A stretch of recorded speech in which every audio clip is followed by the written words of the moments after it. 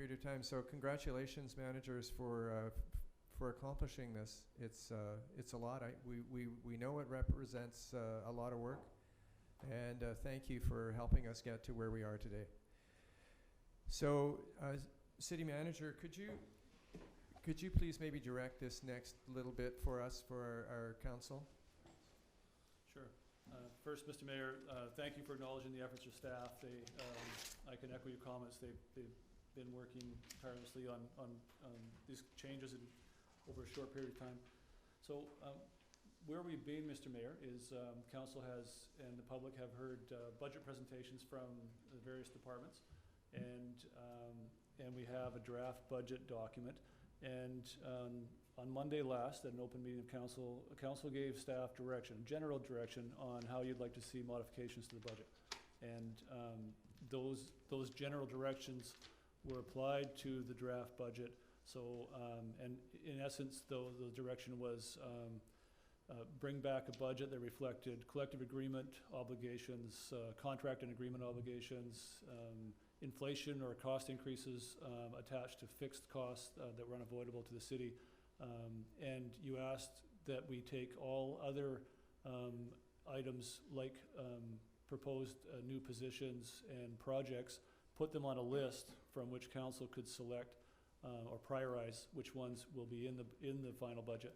So we have now that draft budget document looks significantly different. It's the bottom line is a lot different, but we need to be mindful that to get that bottom line to look a lot different, we took out all of the project work for the most part that the city intended to undertake this year, some of which, most of which is critical to the city. And so the opportunity is, in my mind, is that council now gets to develop the budget according to council's priorities. I would recommend that council give first look at the priorities, that you turn to staff and take input from staff on what staff regards in their areas to be critical items for the city, for our infrastructure, for our operations. And I know you've already heard from staff in terms of their presentations of budget. The budget now looks very different than it did when they presented those. So we want to make sure we don't throw the baby out with the bathwater. So if council's good with that, I would appreciate that. Thank you, City Manager. So, Mr. Mayor, and I will say, Director of Finance, as you mentioned, has worked very hard on this list of items. There are a couple, I think, that are coming aware that a couple of project items that aren't on that pick list. And so we might make a couple of changes quickly on the fly. We've just noticed that in the IHS budget presentation, for example, there were two items that were not actually in their presented budget, and one of those might not be on the pick list. So Director Rothwell will be adding that to the list, just so that council can consider it. I'm just looking at my notes. SPCA. The SPCA had, I think, an ask of $3,000, so we'll make sure that that's in front of council for consideration as well.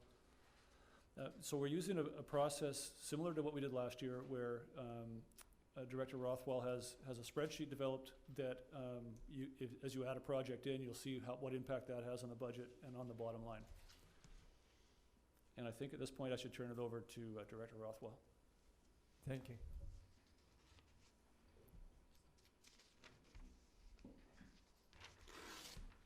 Mr. Mayor, we're just going to trade chairs here so that Director of Finance Rothwell can operate the computer. Okay, and while you're just organizing for that, I also want to acknowledge staff's efforts, particularly Jake Martin's, in terms of setting up the council chambers in a different way. We had wanted to have a little bit more of a shirt sleeve session here, so thank you, Jake, for doing that and organizing it and making it look good. I know that some of the suggestions may have come from other staff, but it looks good, it works well, and this definitely reflects what we were hoping to achieve as council.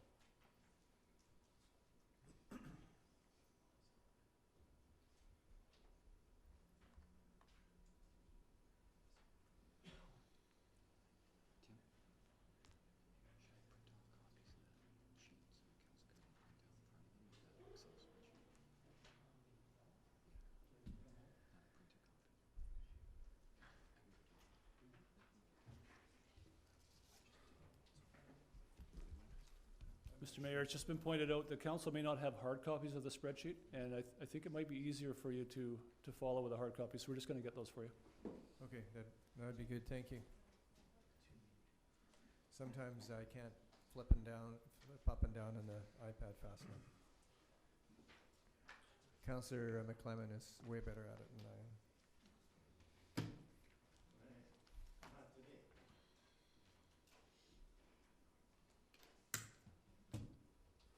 Mr. Mayor, just a little bit more on this. So when council gave us our direction on Monday night to modify in a broad way the budget, we were able to apply those broad brush changes to operating budgets for all departments, with the exception of engineering and works. So I would suggest that we start first with, and we did that because the city engineer wasn't here, and we didn't want to interfere with that budget without his full awareness and involvement. So I would suggest that we start with that. We review the operating budget for engineering and works with an eye to applying council's direction that we received Monday night. And once we've done that, then we can turn our mind, if it's your direction, we can turn our mind to going through the project list, and we might start there with the two most significant departments that have projects, first engineering and works, and then Parks, Rec, and Heritage, if that's okay with you. So if you could do that education piece for us as a council and just walk us through the work Sure. that you have done and you know, the implications of that, because that is what we have to be able to turn our mind to as a council. And then when it comes to us, what I'm proposing to council is that when it comes to us kind of working through and saying, okay, now these are the projects we want to make sure we add in. We want to start with engineering because that's the infrastructure piece. That's the piece that is the rest of the city, frankly, is based upon, is that the foundation for our community. And then we want to look at, okay, how does it tie into our strategic plan? How does it tie into what we want to do on Johnson Road? How does it tie into what we want to do on the waterfront?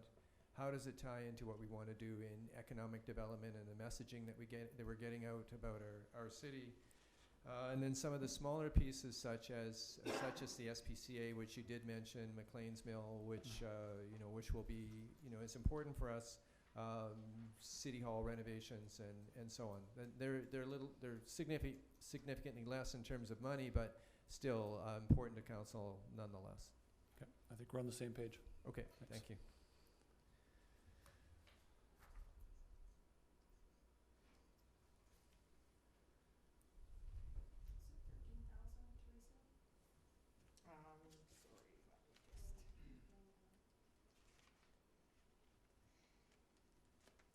So there was 20,000 and 13,694.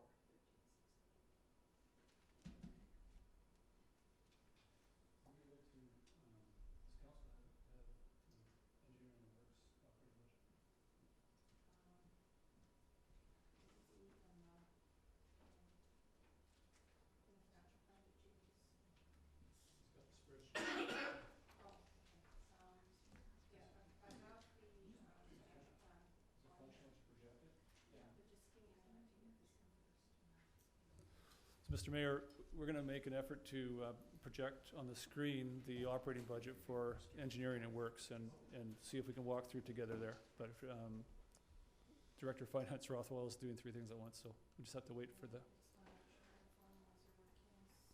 It's okay, we're in your capable hands.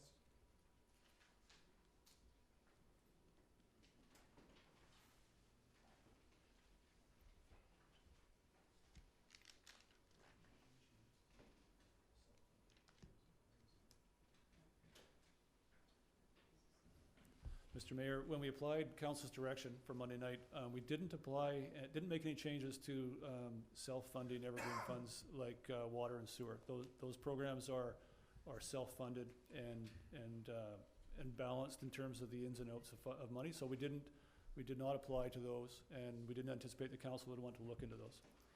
I'm also assuming that you wouldn't have made changes to projects where you've already secured grants or you're anticipating securing grants, because those won't impact on the tax. Thank you for that. We did not remove projects that had been approved for 2015 and where the work wasn't completed and they were carried into this year. Okay. Those were prior approved, the money's been set aside.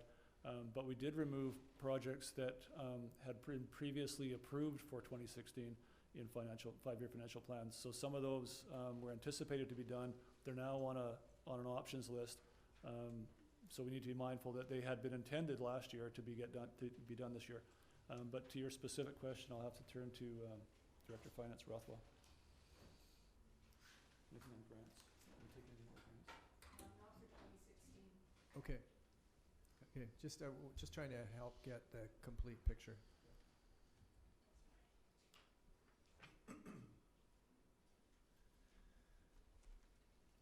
Okay, the engineering budget starts with transportation service. It's up on the screen. Or would you prefer to look at the summary one that precedes the detail pages? Will of council, but my preference would be summary, but it's a matter of what council thinks they need. I'll echo that, Mr. Mayor. I wouldn't mind having the summary attached to it.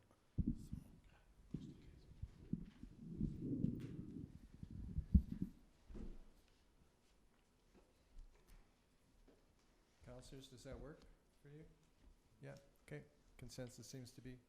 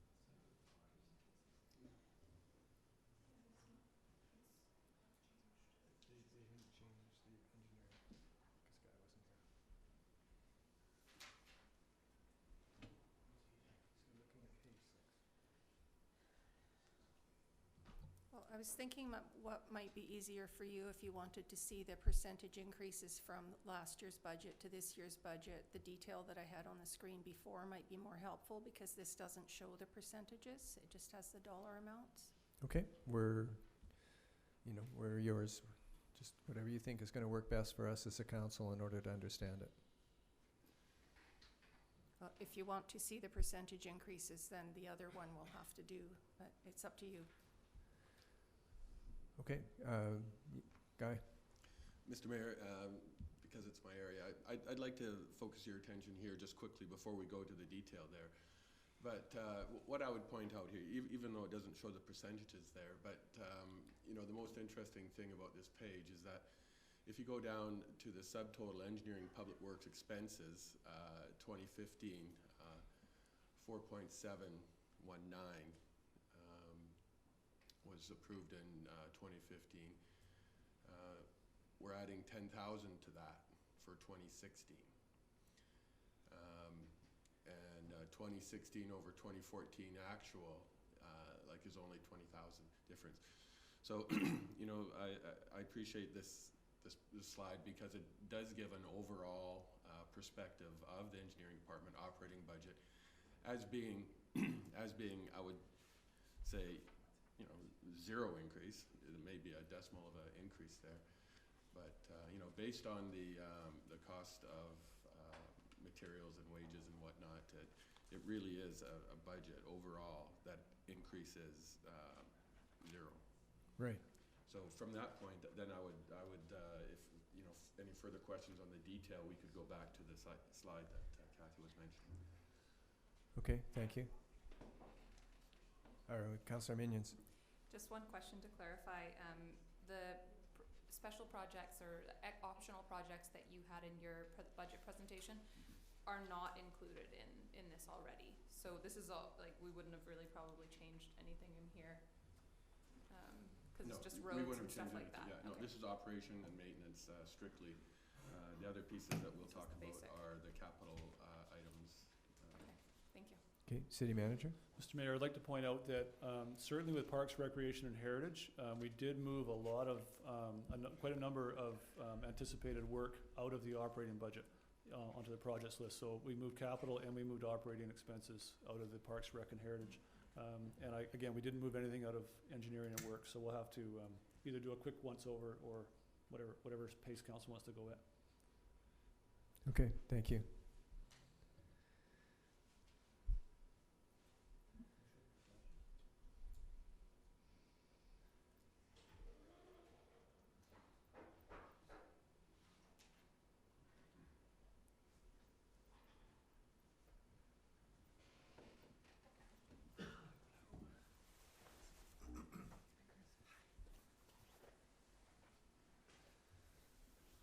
Welcome, Councillor Alberni. I'm glad you made it.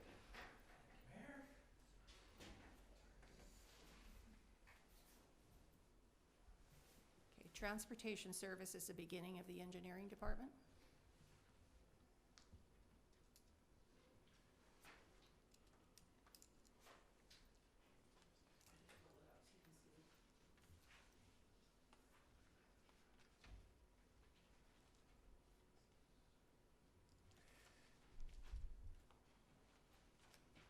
Okay, City Manager or City Engineer, I'm not sure which one of you is going to do this, but could you, is it possible to just kind of walk us through this a little bit?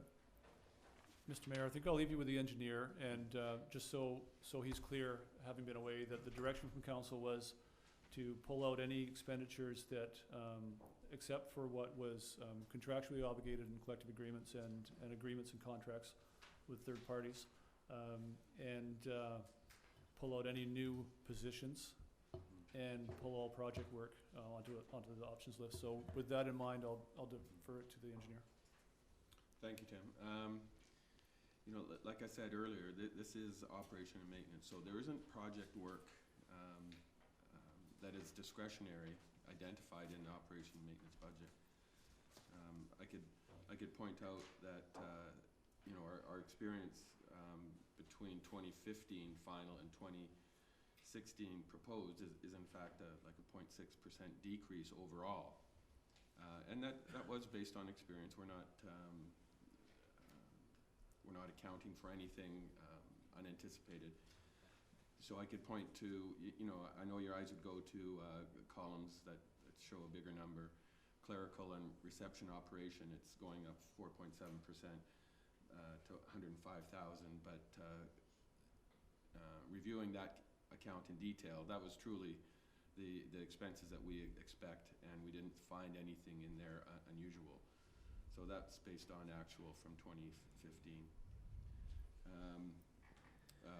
Workyard maintenance, you know, up a minor $2,000 there.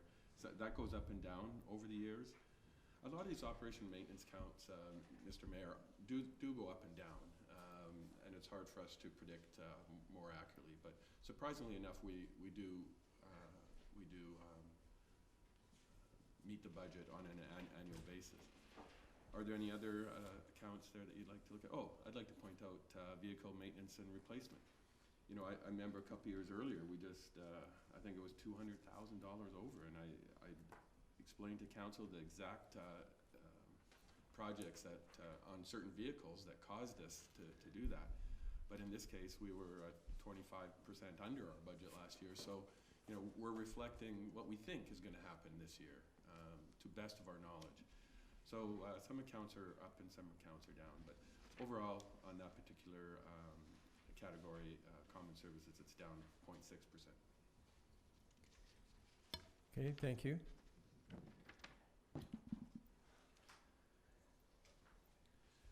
The next segment is road transportation, roads and streets. This is a $2 million operation budget. On average, it'll be up 2.33% over last year. I can point out customer service request streets. We're expecting a little bit more than we experienced in 2015, 12%. Street sweeping, I can point out, that's been quite an experiment over the years. I've always identified street sweeping as a cosmetic thing, not critical to the health and safety of the city. So I've always tried to identify that one and to cut back on that. And it, like I explained in my major presentation, it was very difficult. So it's at a level now that I think is still cutting back at 114,000. But there again, you know, with your strong direction, we could make that smaller if you like. But I have this at 114,000 just based on need and demand, and that includes litter pickup, sweepings disposal. So when the street sweeper goes around, it picks up a lot of material, and there's a fair amount that's just the disposal, shipping it out to the dump, and then there's spill cleanups if there's the odd spill from an accident or something. So that requires resources. So it isn't just street sweeping per se. But city engineer, I think street sweeping is a reflection of the message we send out about who we are as a community and as a city, and how we look after our, you know, what belongs to us. And I know it's in some people's minds it's surface, but in many ways it's one of the first things that people notice is how clean are the streets, how tidy are the streets, is there garbage around, and so on. And it is an important message. Mr. Mayor, I agree. With all our efforts, we've tried to do that, but it's really difficult in some cases. We'll keep endeavoring to you know, maintain that street sweeping level down to what we need. We focus on the main streets, the arterials. You know, we'll be lucky to get to some local streets once a year. And of course, the spring is a little bit more intensive in the fall with the leaves. So that kind of explains that bigger number. We got some decreases in signs and traffic marking. That's just based on experience there.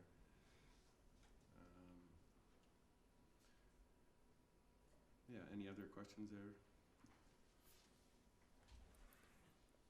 Can you define for me, and I'm sure it's, I should know, but the off-street parking? Off-street parking. We have some parking lots, and on 2nd Avenue and 4th Avenue. 2nd Avenue in the uptown area.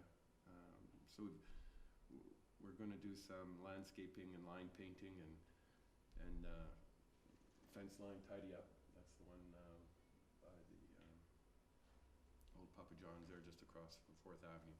Okay. So it's a minor amount there, but yeah, I think it's a good expenditure to clean those off-street parking lots up. Okay, thank you. Council questions? Councillor Sobe. Thank you, Mr. Mayor. Just one question to city engineer about roadway services maintenance. Is that pretty much just the patch-it jobs and stuff we do around town? Or Yes. Okay, so Yeah. bigger projects would be repaving the whole street and all that? Yeah. We can break that down a little further here. Because I know you mentioned before that you start budgeting that when you redo, you know, in the discussion about our aging infrastructure with our streets and what's below our streets, that you actually budgeted a certain price or amount when it comes to refitting, updating all the pipes under the streets and so forth. Do you recall that number was? Not precisely. Okay. But I would like to answer your question about road surface maintenance a little better, and I'm just gonna rattle off some activities and costs associated with that, because road surface maintenance is a very broad category.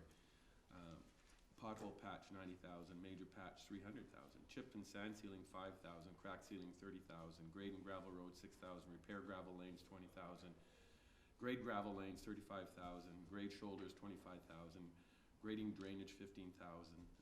These are the components that we track, you know, when we come up with that large account number. And it's a really good system because it makes us responsible and cognizant of where that account money is going. So I just point that out. Okay, Councillor McClement? Yeah, thank you very much, and thank you for the explanations, Guy. Just on the one you just listed out, is that somewhere in this book, all those numbers you just read out? Is that in the financial plan? No. Okay, so No. maybe sometime, we're not asking for it today or anytime, if we could just have that to get our mind around the fact of what is happening. Street sweeping, you've got down for 2016, 114. I agree with the mayor's comment that it's important. It's got to make our town look good and also keep the leaves out of the drains. It's kind of helpful for that as well. And is that enough, 114, to do that? That's the first question. Mr. Mayor, I'm going to work very hard with the street superintendent and our crews to zoom in on that number. We'll break it down into a number of shifts, number of working shifts. But you know, I think we can do a reasonable street sweeping job for what I've budgeted there. You know, more specifically, like I was mentioning, we have sweepings disposal 18,000, litter pickup 35,000, and spill cleanup 5,000. So these are in addition to the 60,000 that we have for street sweeping alone. So these details, and I appreciate the question, if you ever want to know more details about any of these particular accounts, that's always just a good sidebar discussion. In parts of the year, particularly in the summertime, we have crews that go and actually take the grass out of the, you know, where the sidewalk meets the street. Is that included in that, or is that something that's in addition? Mr. Mayor, that would be in the count road allowance. Okay. You know, and we break that down into manual gutter cleaning. Okay. You know? So when we assign a crew to do that, you know, they'll code their timesheet to 2216. You know, so we have a fairly good handle on what we do there. Okay. And if you point out, if you see something that you wonder about, or how much we spend on that particular thing, I've never had questions from council on that, but you know, we probably have more information here than you can imagine, and if you want to see more effort toward that type of activity, you know, whatever that may be, you know, just bring that forward. Thank you. Councillor McClement? Yeah, and thank you very much for the explanations. And I'm just noticing, like this whole roads and streets section, a lot of this is it's not a lot of money in the big picture of things. Streets inspections, I presume, is just wages and gas to drive around, see how things are. But snow and ice removal, some years we use it, some years we don't, some years we use more. How do you handle that when you just got 200,000? What do you do with the money left over from the year before?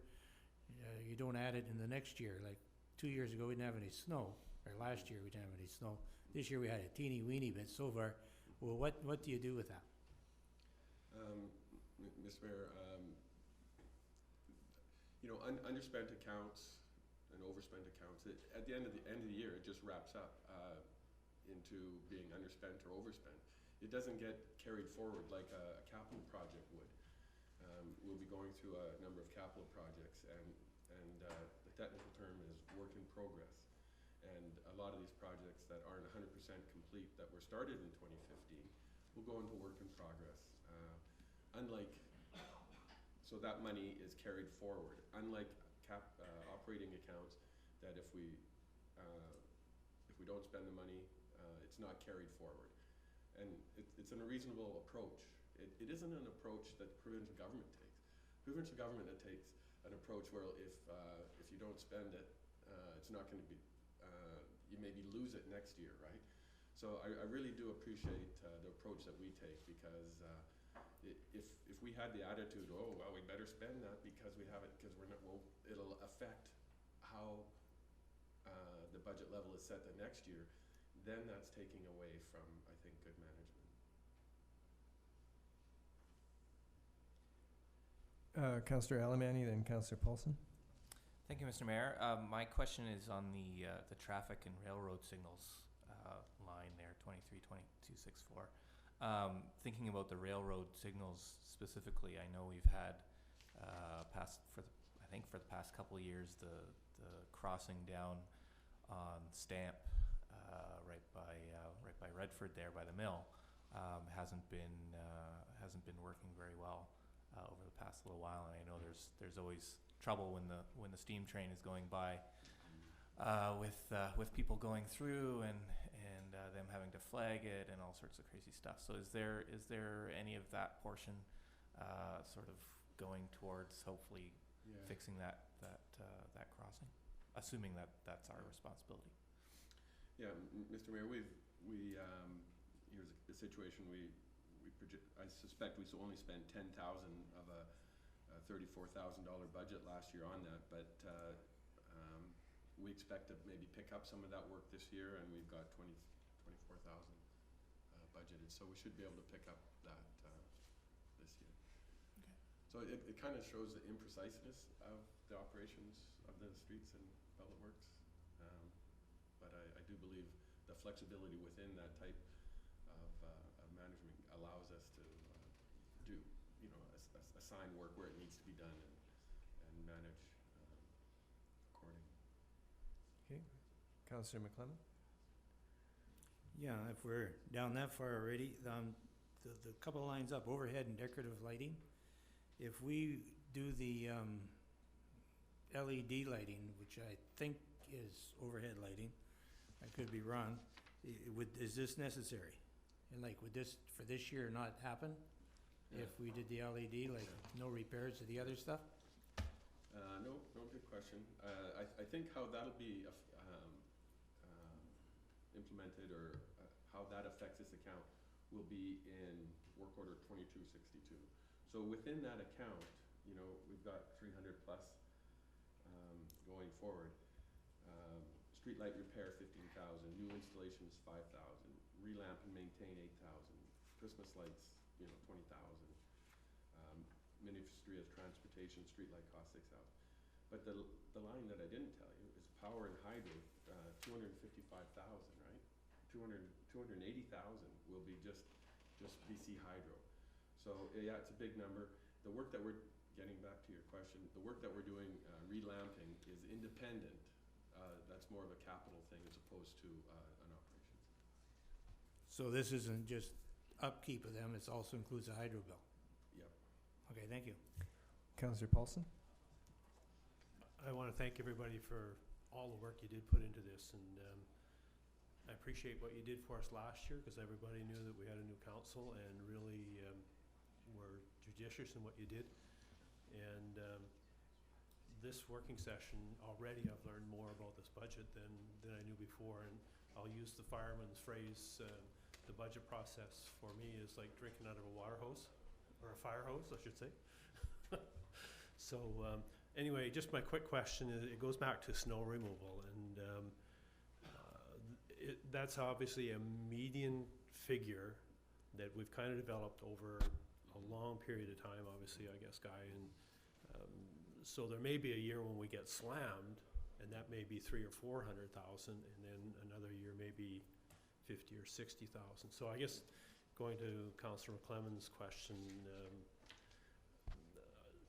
how do we balance that out for the years that we do get slammed, and obviously the years that we don't, sort of thing. But and I know that's something you can't predict. I know that we're at the mercy of Mother Nature, and 200,000 is a reasonable figure, obviously. Yeah, that's one of probably our most volatile account. There's no other account that really is that variable. But over the years, I'm thinking the last 10 years, because I can't remember 20 years ago. But, 2009. yeah, 2009. But so that number perhaps will double in a case like that. Yeah, so we net out at the end of the year, and we're okay each time. So you're right, this is a number predicted on a 10-year average, so we've been pretty good the last 10 years, kind of thing, without any real critical things. But there's always those crisis situations that we all get behind and redirect resources, because during those types of events, other resources aren't spending money on some other accounts, whether they be capital or operating, right, sewer or water. I just want to say, in 2009,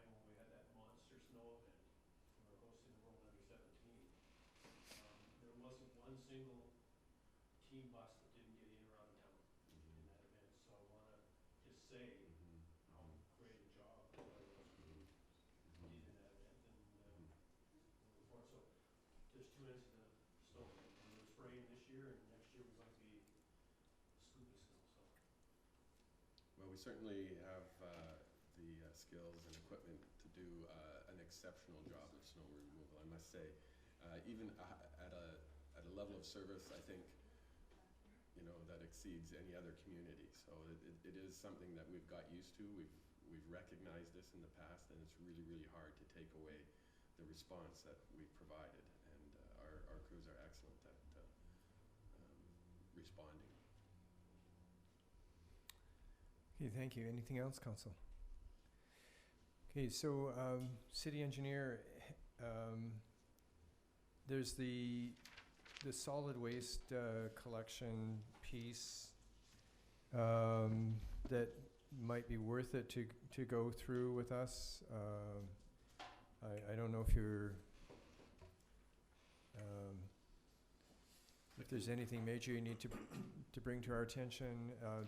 Is the public health piece under the cemeteries, is that part of your department as well? Yeah, between the Parks and Rec, who does, you know, more of the cemetery maintenance, and, you know, the works guys will do the interments and whatnot. That's a fairly steady account. We're projecting a 1.75% increase. Okay. It's about 54,000 each year, 53 to 54,000. And then the solid waste collection, which shows the 17, almost 18% decrease, that's because we're not picking up the commercial. Okay. Thank you. Anything else, Council? City Manager, have we missed something that we need to alert Council on? Mr. Mayor, I wouldn't say you missed anything, but I do have to point out that had staff applied council's direction to the engineering and works yard, we would have been a lot more vigorous. So I'm not saying you should go back and make reductions. I just want to be, to level the playing field. We applied council's direction regardless of the justification of the lines, because we just applied your direction. So, for example, where we just spoke about the street sweeping going up 31%, and of course it's justified. It's like all the work that the city does is justified. We would have vigorously applied council's direction and reduced that probably to 2%, and put the excess onto the pick list, and then council could consider putting it back in. So I'm glad you recognize the value of the work that our engineering works teams do, and department does, but you need to know that we applied your direction ruthlessly to other departments, and let's say vigorously to other departments. And in particular, it impacted Parks, Rec, and Heritage on the operating side especially. There were increases, just like the ones you just looked at, that we reduced out. And so now they're on an options list. So I would hope that when you get to those options list items for Parks, Rec, and Heritage, especially on the operating side, bear in mind what we just went through, that we actually took those things out following council's direction. I'm not suggesting you go back and take these out.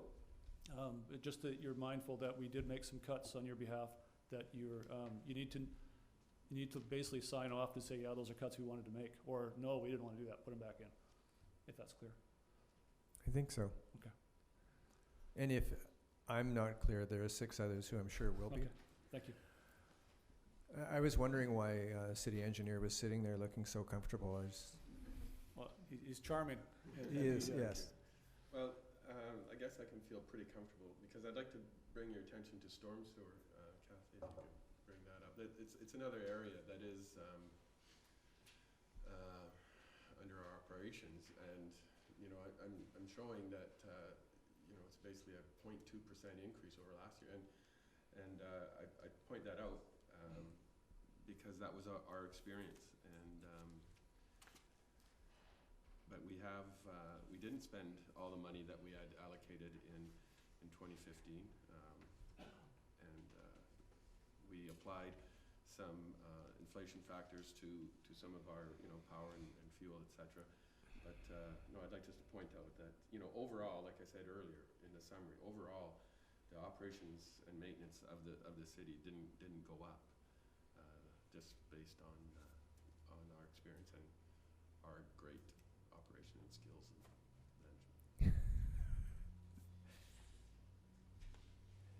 management. Could you please remind me of the storm sewer pump station, where that was, what that was? Yeah, storm sewer. I'm sure it's basically the same amount in 2016 as 2015, but just to help me with my education. Yeah. So it's 23333. Yeah, we also call them lift stations. So those figures are basically power. Power is a big part of that, and just lift station inspection and operation.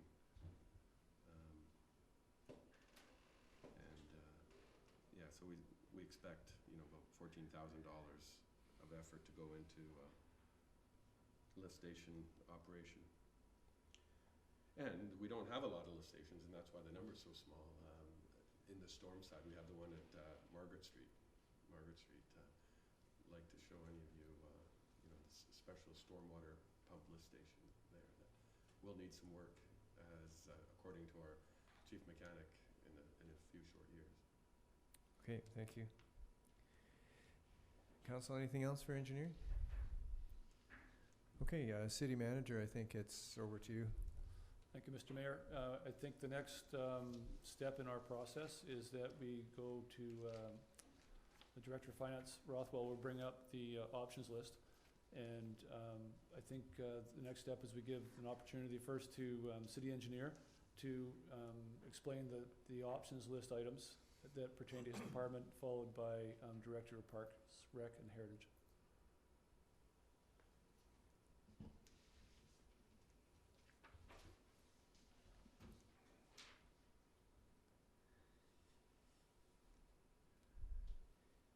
If we look on the, since we're just waiting for that for a sec, if we look on the top of that, the third column from the right, it says minus 6.0%.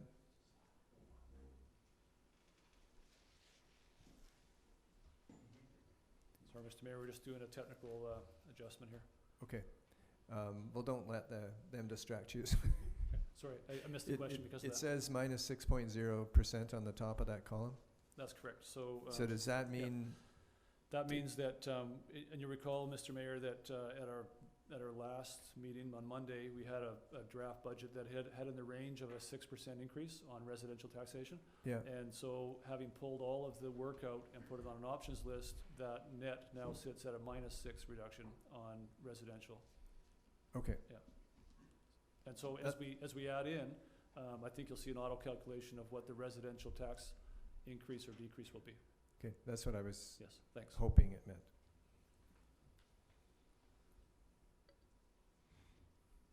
Okay, so did you want to go through and just do the overview, or somebody go through and do the overview and then council can make its choices, or how would you prefer we go through I this? think, Mr. Mayor, I'd like to help you through the process, but I'm not the one to speak specifically to it. So this document has several pages, and it includes capital projects and operating work that has been moved out that didn't fit council's criteria to stay in. And it also has a number of items at near the bottom end that are, I think they're associated to, I'm looking for the right term here, Climate Change Committee, there you go, some of the recommendations from committees as well. So it's not necessarily in any order. There's also, you'll see that proposed source of funds, some come from Equipment Replacement Reserve Fund, some from general capital, and some from general operating. General operating and general capital, correct me if I'm wrong, will impact the tax rate. Yes. Yes. Technically, general capital and general operating come from the same place, because what we do is transfer the funds from general operating into general capital to fund the capital projects. So, Mr. Mayor, I'd like to help you through the process, but in terms of coordination, but I really need to defer to the department heads and Finance Director Rothwell for the Good. specifics. No, perfect. Whoever needs to answer the questions, that's great. Excellent. Then if we're dealing with something that's coming out of IRF, that's not going to impact on the tax rate because we've already saved that money? That's correct. The Equipment Replacement Reserve Fund already has a balance on it, so anything that's identified to come from there is not taxed in this year. It's already been contributed for. And That money's already been put aside. if it's a project that is coming out of gas tax, that's not going to impact taxes, or if you're anticipating a grant, that's not going to impact taxes? It will not impact taxes in 2016. No, it's revenue the city receives, non-tax revenue. Thank you.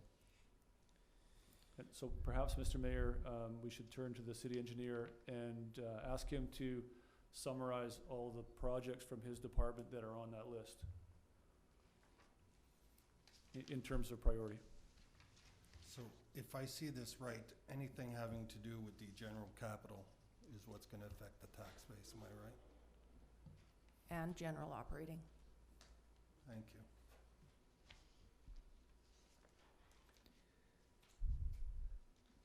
Okay, floor is yours. Thank you, Mr. Mayor. Obviously, I like all of these projects because we presented them at the beginning. However, let's just quickly go down. I think there's some more specific detail I may have to bring back to you, but let's just maybe go through a couple of them. I think you remember the case for the van, 1995 van, and the utility dump truck out of Earth. Angus Street, 57th Avenue, so we pave and replace the water there. It's a good solid project. PTP means prior to paving. It's just some jargon that we use. And then comma water. So the water component will come from the water budget, the water revenue fund, and the, they want me to speak up, Mr. Mayor. And the pavement portion will come from the general capital. So Angus Street, 5th Avenue to 7th, we've identified some weakness in the water. At the same time, we'll pave that road. It's a great project. Likewise with 7th Avenue, Argyle Street to Angus, but there's a comma ST, so that's storm sewer. So while we're there, we'll put in a storm sewer. Separate out the storm sewer while we're there. I'm gonna pause on the Anderson Avenue. I'll come back to that one. 5th Avenue, Redford Street to Bird Street, pavement and water, good project. Beaver Creek Road widening. This is a project that will just be. This will be a partial installment on that project. It's 30,000 used from a project identified in previous years that hasn't been spent. I don't want to get too complicated about that, but we were going to put a sidewalk on Grandview Avenue, just north of Compton Road there. But so I'm proposing just to transfer that money from that particular project to this particular project, which will bring us a greater lane width there for walking and cycling. And that one was previously identified from gas tax from a couple years ago. The LED streetlight program, I spoke clearly about that last time. It was 150,000, but if we wanted parking lots and other street facilities, I think I said 60 more thousand to complete that project. But 150,000 will do the main city streets. The traffic light at Johnson and Helen, I'm estimating that 150,000 based on the fact that there's some existing conduits under the ground that haven't been used, and there's already some street light standards there that we could use. So that's an estimate at 150,000. Small capital storm main replacements, that's a great line item. It's 100,000. Sometimes we use it all, sometimes we don't use it all. But these are projects that just come up during the year, just 15 meters, 5 meters, 45 meters of storm main that gets identified, and it's been handled well through this, non-specific identification, because we, oftentimes we don't know. So that's a good project too. Craig, Regina to Tebow, that's separating some storm work there. Good project. And then Sorry, City Engineer, just back to the traffic light at Johnson and Helen. Maybe it seems too much fantasy, but would there be any possible opportunity for cost sharing on that with the Ministry of Highways? I think the best opportunity that we'd get from them is they would do a design for us. They would help us with the design. Okay. Our experience hasn't been positive with, major cash contributions. That was our experience in Tebow and Highway 4, which was a number of years ago.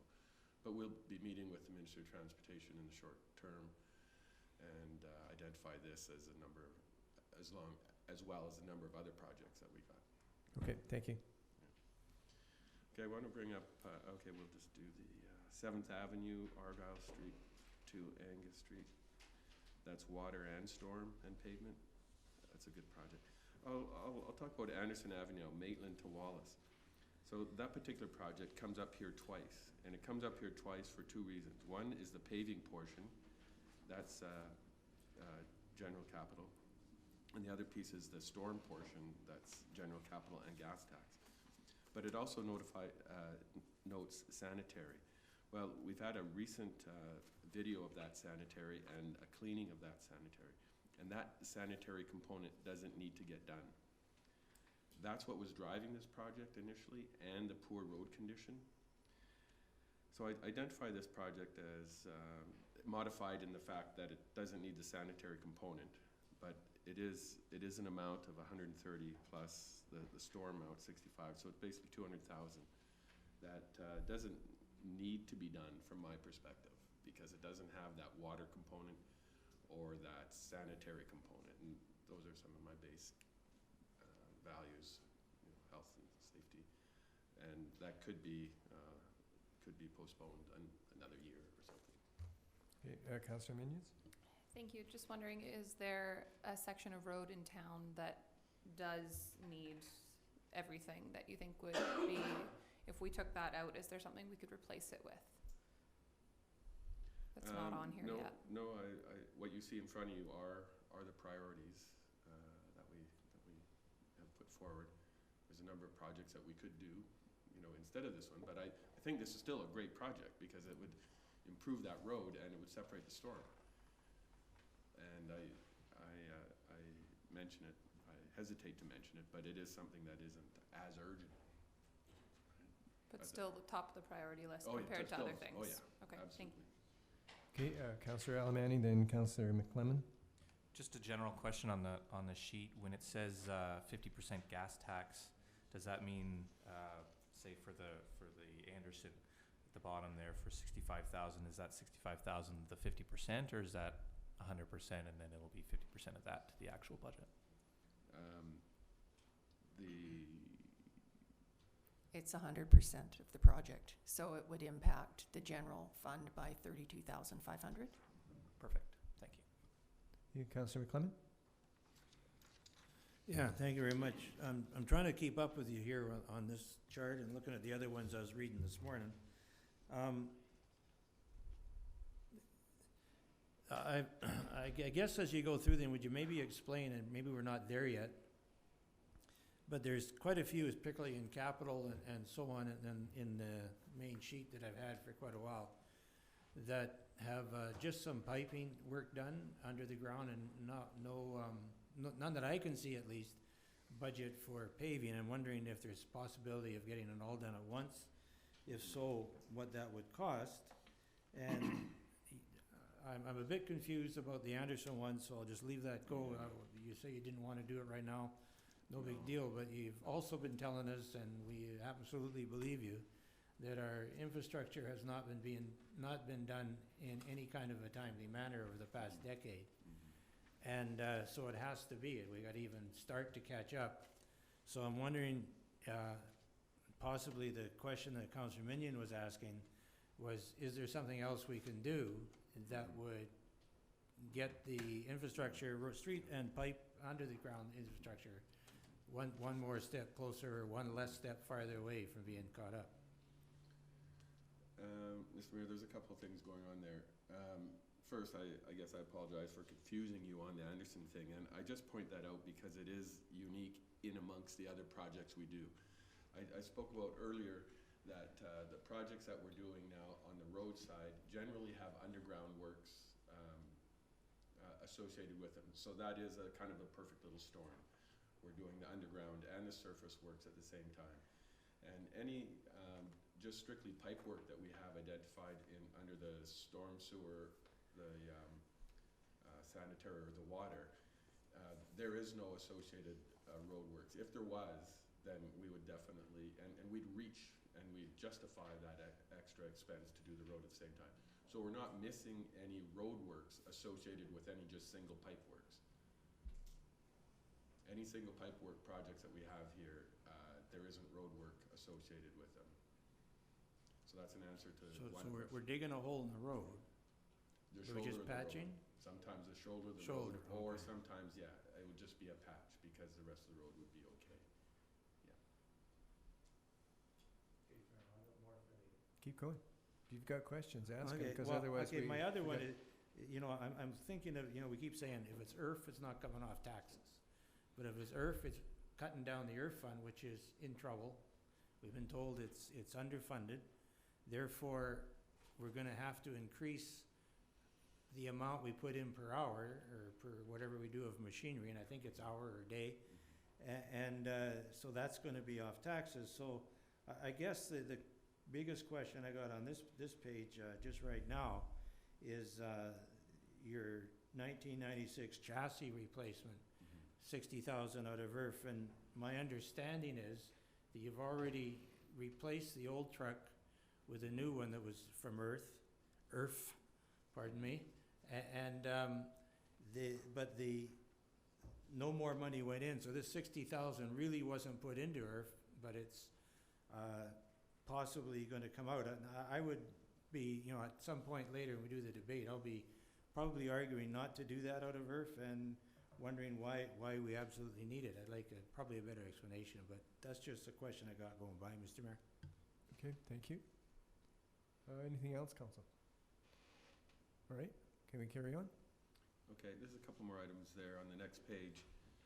I can speak to the bottle depot demolition. 50,000 from land sale.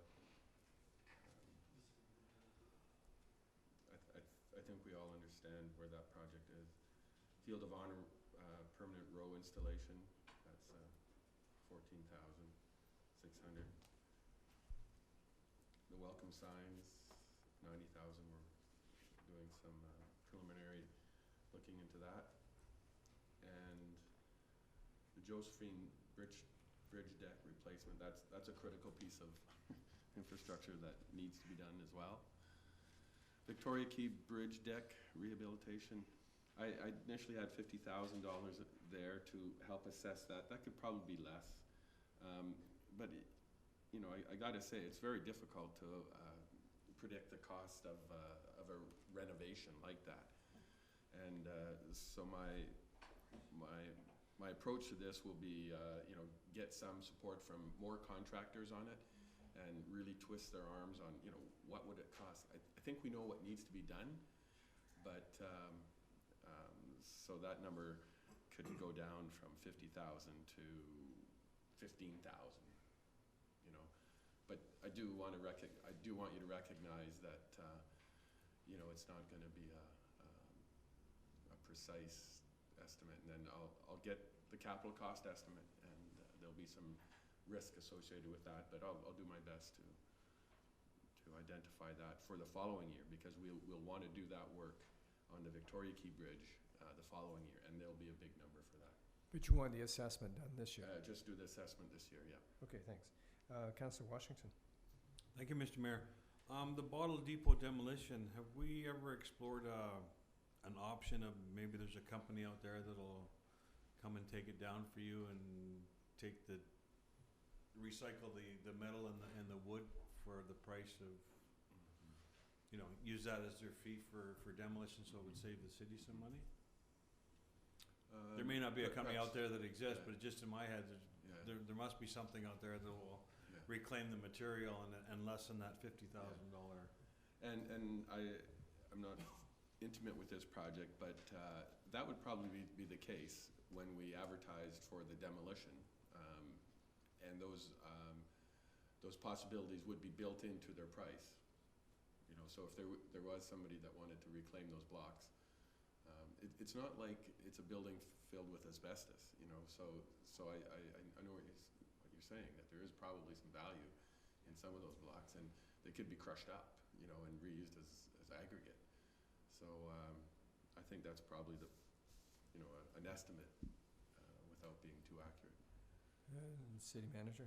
Mr. Mayor, on that project, I'll refer you to the Director of Parks, Rec and Heritage, but I'll first say that that building's been identified for use in the exercise coastal response. And we expect that that building is going to be significantly damaged in the exercise, in the using of it for the exercise. And Parks, Rec and Heritage is planning to demolish it basically the next day. So I don't, at this point, if it's going to be used for that exercise, we won't be safe to let stand any longer than that. So that's part of the process that's being planned, and I'll refer to Ms. Kingston. And part of the issue on that is the lead paint contamination, and so that's why the price it is. So that's something that the remediation of that is a significant amount within that.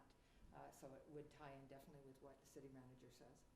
So would the cost of that come out of a budget associated with that exercise, or is it a cost that the city has to bear?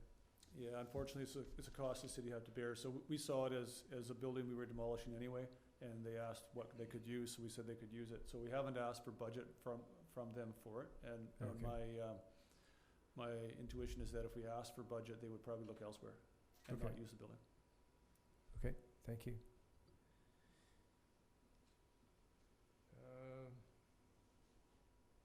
City engineer, have we covered everything? I think we've covered everything, and once again, sorry for confusing you on the Anderson Avenue. It's okay, we can handle that. Project, but I know you're looking to shift priorities, right? So I just identified that.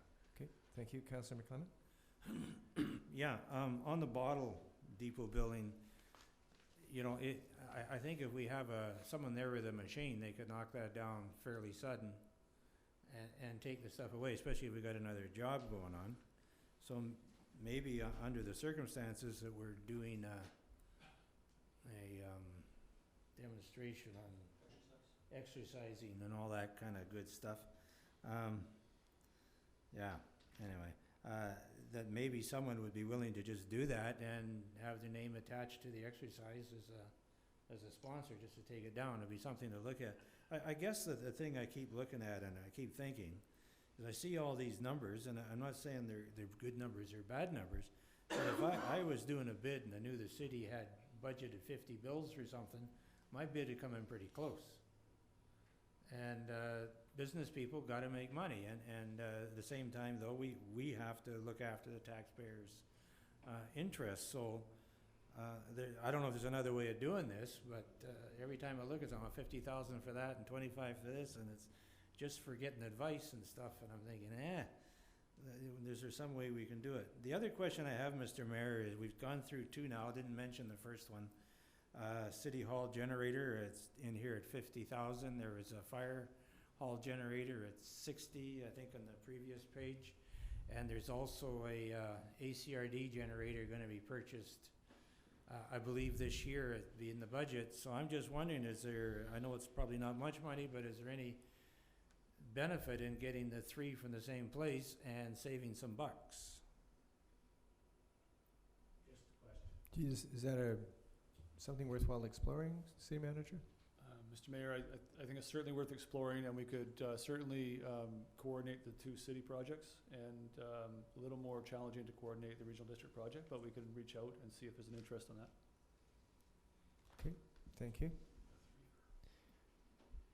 Yeah, maybe. All right. I think City Manager, the Council's satisfied with the engineering piece. Shall we go through the next? Sure. Next The next order would be Parks, Rec and Heritage, and I may have misled council that there was just the two to present. There's been impacts to proposed budgets in other departments as well, so I would suggest after that we hear from RCMP and then planning. Yep, perfect. Okay, thank you. There's two areas in the document before you, both the capital items and then the non-capital items that we took out of the operating budget. And what I'll do is we'll go through in order the capital items first. And I'm glad to have Jacob Coline with me here today in terms of answering questions you may have on some of the parks related capital items. I need to say that in the budget when we put things in, this isn't our wish list. There was additional items that were put forward in terms of the capital, and that these were the ones that we looked at in terms of sustainability and moving forward on projects that we've already got going and finishing off some of those. And so just in terms of that particular context. The first item that you have under the capital there is the McLean Mill capital projects. And that's $25,000 each year that is funded by the ACRD. It comes over to the city. The IHS sets the priority for capital work out at McLean Mill, and that's applied to it. So it's a flow through in terms of capital projects to look at buildings and capital items out at McLean Mill. Right, okay. So I can't tell you what the specific, are you looking for a microphone here? For the specific item that the IHS has put forward there. Thank you, Jeff. Oh. This looks ominous coming up. Right. Like, is it gonna zap? No, sorry, thank you. Okay, the next item on there is the Riverbend Playground, River Road. You can tell that I grew up in this town. I keep referring to it as River Bend Park. It's River Road Playground. Each year we have put in money in the capital budget to upgrade the playgrounds within our community. And it's something that we think is very important in terms of, from a safety perspective, plus in terms of modernizing the play structures on the playgrounds. And that is an important site that we believe in terms of the improving the access to the water, which we're needing to do from a fisheries perspective and erosion. So that playground is in there. I need to say it isn't something that we would be that happy about, but if those are one of the projects that you're looking at of not carrying out this year, it's one that you have some discretion on. But what it does mean is, again, it's that sustainability of maintaining the playgrounds and keeping them, they're of an age. And you can look at, what we've done with Recreation Park last year, and each year actually improving access for children in our community on those parks. So just to, I think that's pretty straightforward. I'm going to sorry, Ron. Councillor Paulson. I look at this park in particular, and maybe you can just make a social comment on this particular park. I look at it sandwiched between the river and Highway 4. And the first thing that jumps into my mind is the actual overall safety and location of that particular park. And I guess the other one is park usage. Is it highly used, moderately used, rarely used? Is it a city property that might be better served in some other way? I don't know what other way that would be, but there's just a couple of things that ring in my mind. Like I say, a kid's playground sandwiched between Highway 4 and the river constitutes a couple of hazards, both sides, drowning and vehicles, and the other one is usage. And I'm pretty sure it's fairly heavily used by First Nations from across the bridge. It is, and it's used by traveling public as well, that it Okay. is stopped there. And we can get back to you with some more information around that. There's Councillor Paulson, there's a lot of families that live in the Brown Road, Golden Street area, and they use that park a fair amount because it's within easy walking distance, as well as some of the families, particularly if they have grandchildren visiting or relatives visiting from up in the Westport place and they want to access the water in the summertime, that's where they'll go, head down in there. That was the place where my sister dropped me in the river when I was 2 years old, so, you know, I did. Councillor Minions. Thank you. We have a lot of fantastic parks in town, and we're really lucky to have that. It seems like we have fewer sort of like smaller parks in neighborhoods. I'm wondering, is there some kind of model where specific neighborhoods can fund their own parks and add it on to playgrounds? Like my subdivision that I live in is sort of 2 subdivisions and then one just around the corner. There's been a lot of talk about like people in our neighborhood wanting a park because there's a lot of young families there. But, you know, to get on the list of when we're ever going to get a park, probably all those young families, their kids will be, you know, too old for the park. So I'm just wondering, for if there are neighborhoods that are interested in that, do we have a mechanism where we can tax extra in those specific areas and fund parks that way instead of just out of general revenue?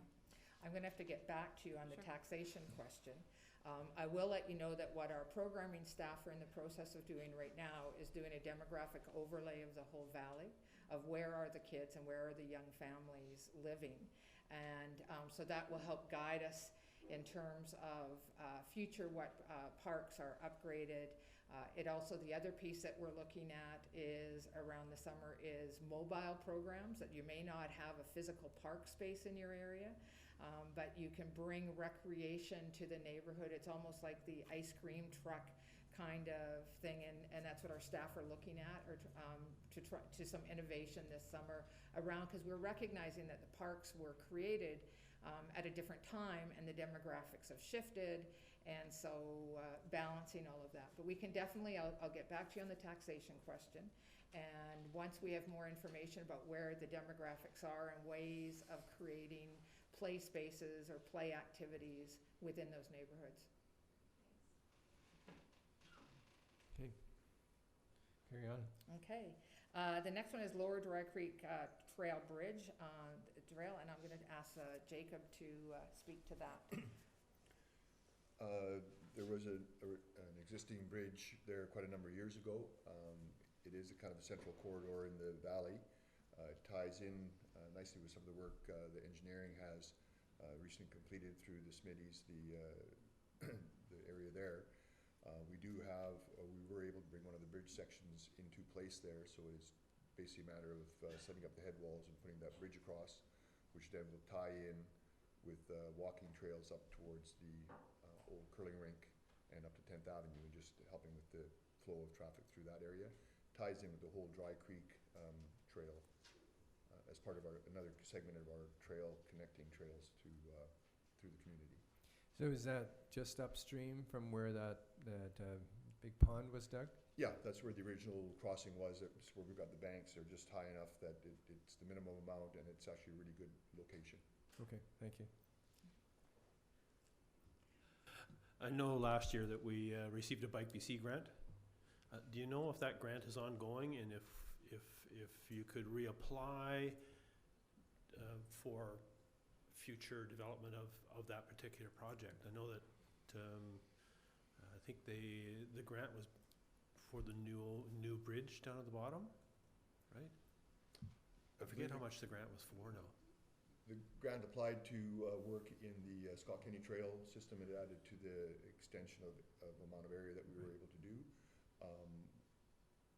The familiarity with those grants, we're looking into that. Our past director was quite on top of that, and we're just picking up on when those, I'm not too sure of the time frame if that is a limited grant or where that is at this point. I'm not even sure if Bike BC still is granting.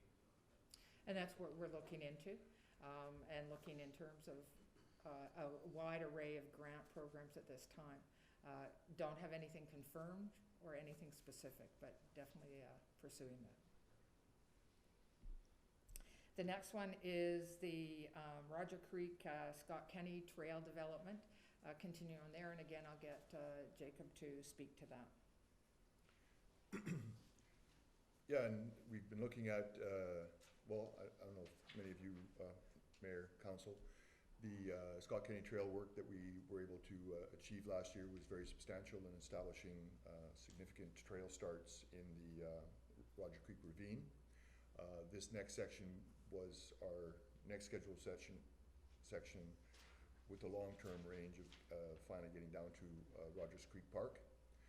This section will tie in the area from the second bridge back up to 10th Avenue with a crossing across at approximately the 10th Avenue section, which would bring us again across the creek to a flat section which we can follow, carrying the trail down, which would then be possibly a 217 further project. That area has not been engineered. We're just currently getting some work with the fishery people in the feasibility of what we're doing there right now. This proposal is to basically loop us from the end of where we've worked at, bring us up to 10th Avenue, back to the Fall Fairgrounds, which would make a loop trail in that section.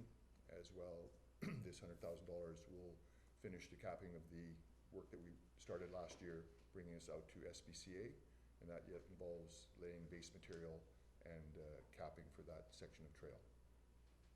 So this particular project carries on.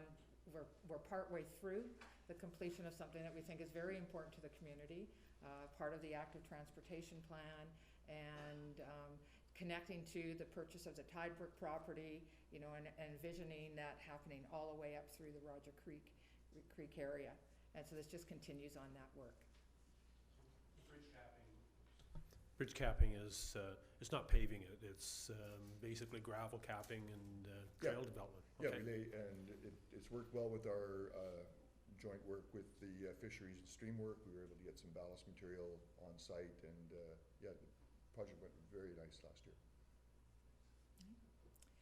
Moving on to the next two items, one is the Aquatic Center diving board, and it's not exactly the diving board, it's the fulcrum and the piece on which the diving board rests on, and the Aquatic Center starting blocks. When I did my budget presentation, I showed you the state of the fulcrum. There is a safety issue around it. It's one of those things is, can it last another year? We don't know. We could definitely try, and if something happens in the meantime, come back to council and look at that particular item. And so, yeah, and it is this one that's a dilemma, I know, for council and for us as staff, is new aquatic center, maintaining the existing aquatic center. And I really need to say that the existing aquatic center is really important to the community. And so I don't want people to get the impression that we're letting things go and someday we'll have a new aquatic center. We really have the responsibility of maintaining that for the community, and it's heavily used as well. So how do we maintain that in a safe condition, at the same time not putting money into it unnecessarily as we're moving forward to a new aquatic center?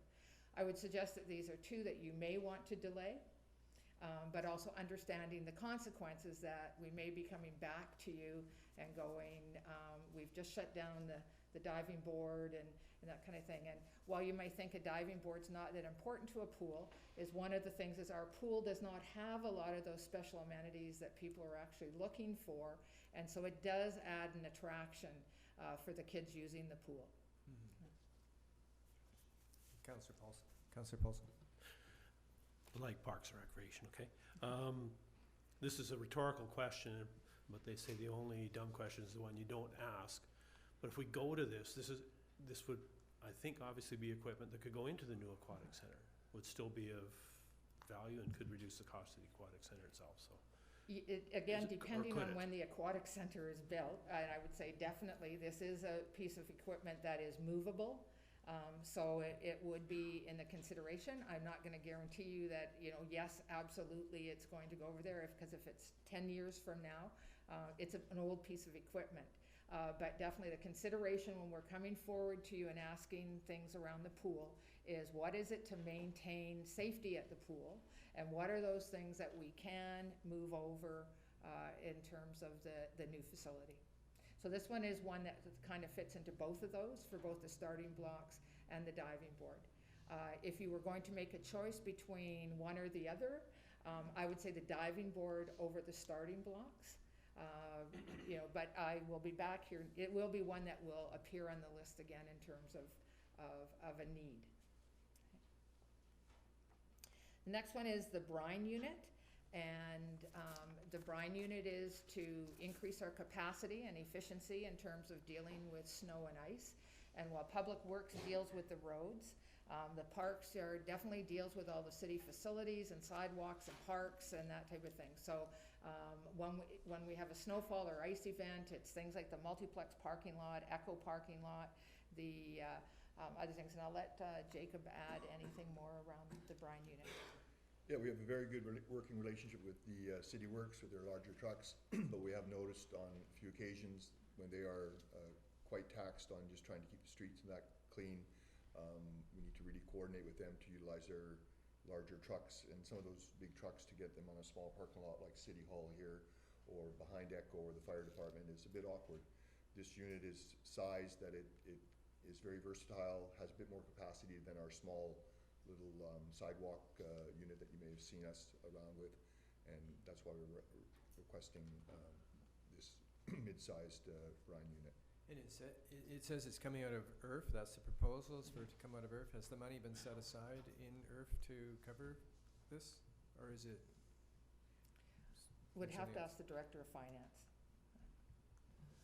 The particular brine unit hasn't been set up in IRF. It's a fairly small piece of equipment. The truck it's going to be attached to, I believe that's been IRF'd. It would become a unit, kind of like where we added the caging to the excavator. It became its own capital unit, and then we would set up the IRF after it was purchased. Okay. Just one more. I noticed in your reports to us, you mentioned some pieces of equipment that have been sold. Does that money go back into IRF once that equipment is sold, or does it go into some other fund? No, everything goes back into IRF. Trade and allowances, proceeds from sale. Okay, thank you. The next one, the Harbor Key Clock Tower removal plan actually is money that was budgeted in 2015. So it is not in this year's budget. It's money that has been reserved from that. And as you know, that there have been some issues with the clock tower, and Mr. Kenny before me brought that before council, and the intent was to look at the scope of the work. I have prepared a report that's gone to the city manager based on some emails that were sent around this particular expense. And so I'm sure it'll be coming forward to council soon in terms of a report around this plan. Okay, thank you. Then- City Manager. Mr. Mayor, by council's direction, if that money was approved in 2015 and the work was carried over, it shouldn't be on the options list. It should be in the budget by the direction council gave us, just so you're clear that this isn't actually, we've over-applied your direction by putting it on this list. It was my intention that it would stay in the budget. Just so you know that your direction didn't actually say to take this out. Okay. Yeah. Thank you. And, Oh, sorry, Councillor Sylvie. Thank you, Mr. Mayor. When it comes to the plan, is this pretty much a consulting fee to find out? what this is, and it'll be far more detailed explanation in the report that I've prepared for you. It is a structural engineer looking at what are the options, what is the extent of the issues with the metal structure and with the lumber posts and beams, and coming up with alternatives for repair, and allowing us, having the data and the information that we can go for an RFP or a tender to have that work done. And there's a number of issues around it, some being the BC Building Code, some of, around safety and liability and those kinds of things. So with that said and done, my question would pretty much, don't we have our own engineering staff that might be? We don't have structural engineers on staff. Thank you. Sorry to go back to it, but you mentioned a couple of times, and I know we've been aware of it for a while, the state of the aquatic center. Do we have a report on that one too that we're relying on in terms of establishing the lifespan, the future lifespan of that building? We don't at this time. We have the information based on a community process to establish a design and that for the pool. We have excellent maintenance staff in our staff who are alerting us as to some of the lifespan. It has not been done, you know, and I'm not suggesting that we need to be bringing in an engineer or that or doing that, but part of the process of moving forward, and that would, you know, in terms of council direction, that it keeps the new aquatic center keeps appearing in the budget years out in the 5-year plan. And there's never been the intent, the discussion that you've talked about, Mr. Mayor, around really solidifying what is the plan, what is some decision, what are some target dates. And I think that would all be part of it in terms of looking at what is required and what is the lifespan of the pool. Right. Okay. But obviously over the years there's been lots of thinking has gone into it. Lots of thinking into the design, and there was a huge public process. Yeah. And so I wouldn't see that we would be reinventing the wheel of having that process, but there's been no work in terms of costing out that design and looking at how the existing aquatic center would change in terms of being part of that. So it very much is I would suggest that there at some point needs to be a meeting of council where we sit down and have a shirt sleeve session around the aquatic center and what are the wishes of council and the direction, so that a plan can be brought forward to you with milestones along the way of achieving that particular project. Okay. Go ahead, Councillor Paulson. Would we envision that shirt sleeve session including the regional district?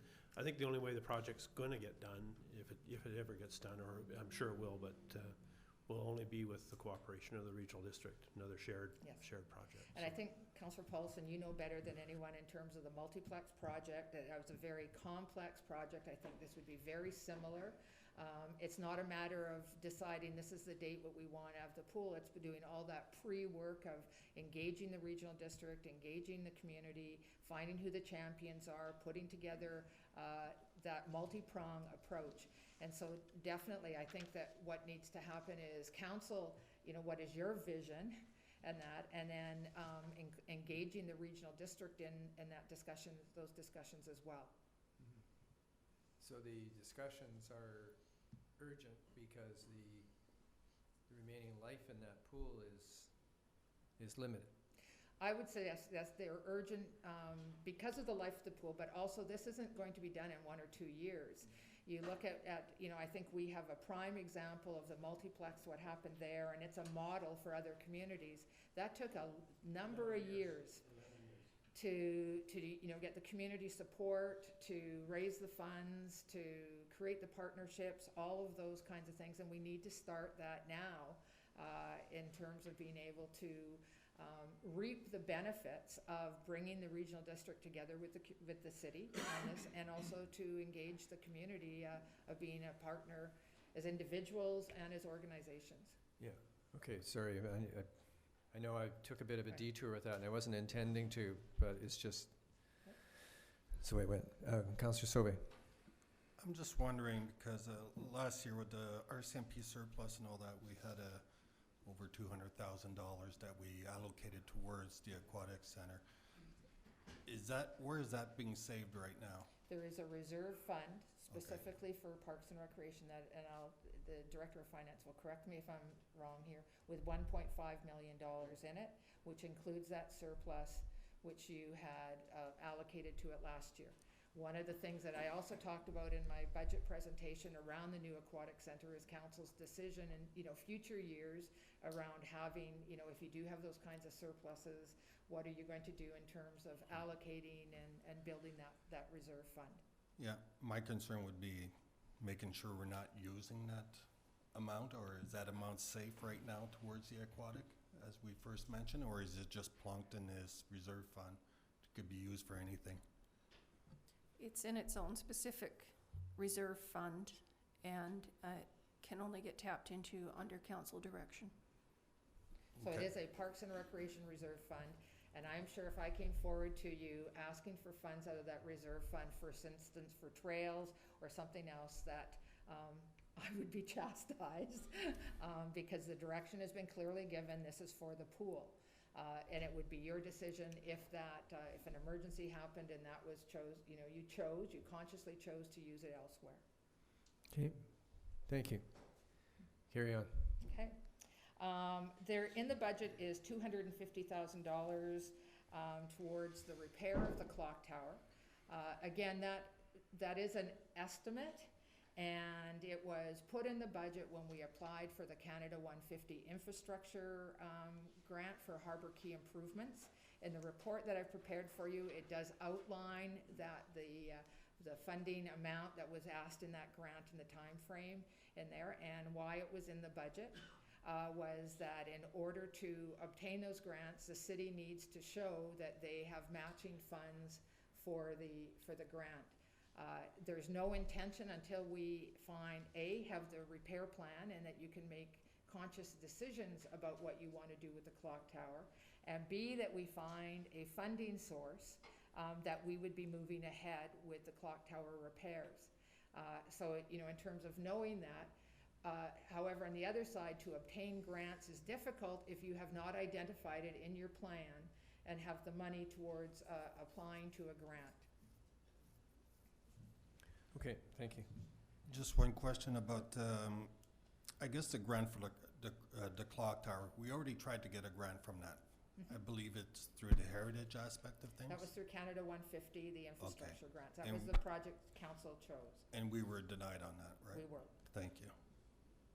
That doesn't mean there's not other funding sources out there and other grants being announced. Look at that. The next one is Bob Daly site irrigation. And again, I'll ask Jacob to speak to this. Yeah, the Bob Daly, very popular multi-use area. The perimeter area, the actual field itself is irrigated. The perimeter area, if you notice on quite a few larger events, track and field meets, the other area is quite weedy in regard to a lot of flowers and stuff, and it's been brought to my attention a number of occasions that that is a bit of a consideration. By irrigating it, we were able to maintain a bit of a greener grass turf, which will not have as much of the weedy dandelion growth in there. Again, minimizing use of any herbicides or whatever. We're not addressing that in that regard. So that's why we see this as a project to progress with irrigating around the Bob Daly Stadium. Thank you. Councillor Paulson, you had a question? Just going back to the clock tower very quickly, went down and actually climbed the clock tower on Saturday. Just in the interim, it's in desperate need of cleaning. The first deck level is, there's some green algae growing on the deck, and the top deck had graffiti on it, which basically is telling our tourists to go away. Sex and travel. So just an observation as we went up, and there's a couple of light fixtures that are missing up near the top of the tower, and it's probably an area that should be lit. Yep. I would think so. Okay, thank you. Just very much. observation. Yeah, thank you very much. We'll follow up on that. Okay, next one is the Johnson Road planters with irrigation, and that the amount budgeted would be enough to do the planters with sidewalk irrigation for a block, both sides of a block. We do have on a PowerPoint over there in terms of the breakdown, if you want to see the breakdown of the 32,000. I know that at Monday night's council meeting, I think it was Monday night's council meeting, when it was asked about building the planters in-house, we've looked at it and we've talked to our staff. We don't have the capability, the forms, and the amount of time that it would take to build the planters. Even they wouldn't be of the same quality and would cost a lot more than how we can get them. As you mentioned at Monday night's meeting, there is a sense of timeliness on this for it to be in place for the tourist season coming up. So, is it possible, even though we may not have completely approved the budget, to approve money for something like this in advance of the rest of the budget? There is, and Director of Finance can speak to it, there's an early approval process. And the process is that you would make a motion to grant early approval for the project. Okay, doesn't sound too complicated. And there is no business in the Alberni Valley that can do this? Not that I'm aware of, and we've, the one company on the island in Nanaimo, in order to keep consistency of design. Oh, okay, that's where the others came from? Yes. Okay, thank you. And the final one on the capital on this listing is the chemical storage addition at Eco Center.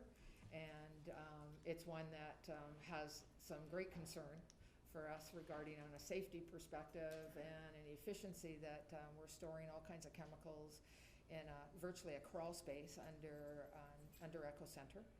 And I think it's only a matter of time that we're in violation of regulations, potentially. And so it's one to be considered there. I know, again, this is a difficult one when we're talking about a new aquatic center. Definitely it would be a structure that could be moved and taken into consideration. Okay. When you say in violation, are we in violation? Not at this point. Okay. Okay. So what would be created that we would be in violation? It would be interpretation from a work-safe officer that has different interpretation than what we have. Thank you. Okay. Moving on to, sorry. Oh, No, Councillor McLeod, you had a question? Well, just on this $50,000 for the chemical, what are you planning on building this shed out of, and how big? What I would have to do is I'll get a report back to you in terms of the maintenance. Mark isn't here, and Rob Craneveld has put together design for it and has costed things out, so we'll bring back the specifics to council.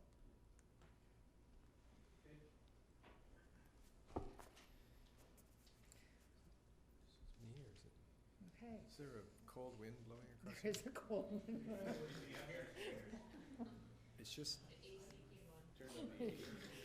It may have been the hot air coming from me that turned the AC on. I don't know. Just- If my shoulders get cold, that's it. It's just.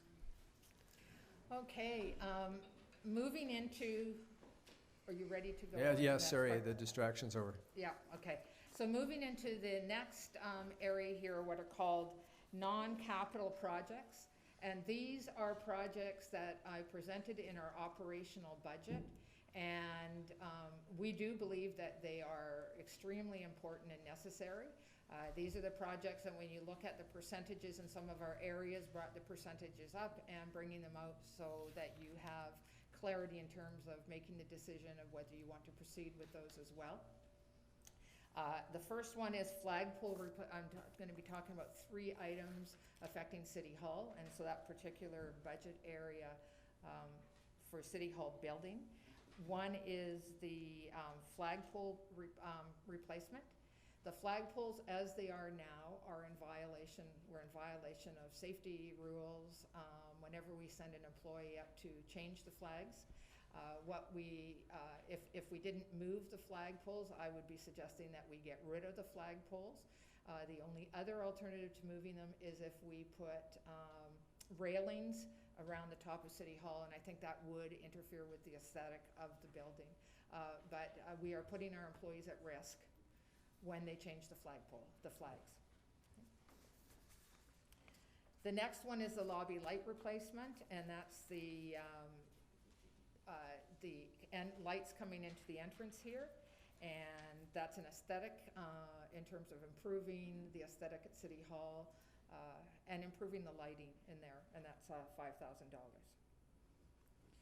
The next one is carpet replacement in the engineering, so that's downstairs. There are areas down there in terms of that are starting to create trip hazards in certain areas, and we can address those. But again, it's an aesthetic. I think we can get by for another year, but it's looking pretty ragged down there, and there's holes and duct tape in some of the areas there. But it is one that we could get by for a year although it does impact the aesthetic of the building here and potential safety issues. The next one is out of the administration part of the Parks and Recreation and Heritage budget, and that was a $40,000 that is budgeted for the implementation of the software program that's been approved through council. As you know from previous meetings, our current software program of class is coming to end of life or costing us an exorbitant amount of money to continue with it. We're very fortunate that our IT manager and one of our programmers from the Recreation Department worked with 5 other communities. 5? Total 5 or 5 more? 5 for sure, possibly 6. Okay, with other communities to come up with a solution. And this is the program that does all of our registration, scheduling, those types of things at Parks and Recreation. So it's a significant piece of software that we need to maintain our business. And so, again, our IT manager did an excellent job through that process of saving us a lot of money in terms of bringing that forward. What was originally budgeted within the IT is the implementation of that program, and that now has been transferred over to the Parks and Recreation and Heritage budget. And what it's looking at is what are the staffing resources we need to input the data, to train, and also advertising money in there to really promote people and training people for online registration and how to input their own data. And that figure is comparable to Campbell River and other communities, what they've budgeted. Actually, it's less than what they've budgeted for their implementation in Campbell River. Campbell River actually, on top of that, is hiring a project manager to manage the project and the implementation of that, where we're doing that ourselves. That money is needed in order for the software to be implemented. So we've purchased the software and are in the process of the discovery and the customization of the software, and then we'll need to implement it. Much more user-friendly than class, I'm sure. It will revolutionize how we do business in terms of far better. I believe that in the next couple of years' budgets, we'll be finding efficiencies and for staffing time, how we book facilities, how maintenance is undertaken, and really in terms of customer service for the public to be able to do their own, being able to register online, etc. The next one is the Glenwood interior painting. And Glenwood is a facility that has not been taken, I shouldn't say it hasn't been taken care of, it's been managed over the years, but it is in a need for some sprucing up inside. And as well, part of this is what I had talked about, is making the facility, increasing the spectrum of users in there. This would also involve redoing the flooring for lines, so we could also get pickleball inside there, as well as tennis, as well as floor curling. And so that money is for a complete paint out of the interior and a reformatting of the floor. This is one that you could delay, but again, it leads to, in terms of the sustainability and the aesthetic of our buildings moving forward, there. Can I ask a question, Mayor? Sorry, Councillor Alberni. Just wondering on that, are you painting just the floor, or are you painting the whole interior? That $20,000 is the whole interior. So the picture that I showed in my budget presentation showed that how over the years there's been some painting, like there's 3 different colors on the walls, and so this is the entire interior of the facility and the floor. If we could finally take down the old Christmas lights that are up there that are, anyway, I'm sure you will. It's all good. Thank you.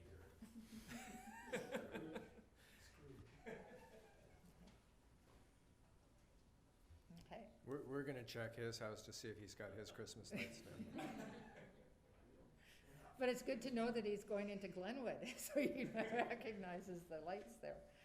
The next items all are around the pool, and are dealing with, the first ones are 3 different pumps, and I just need to go to my information here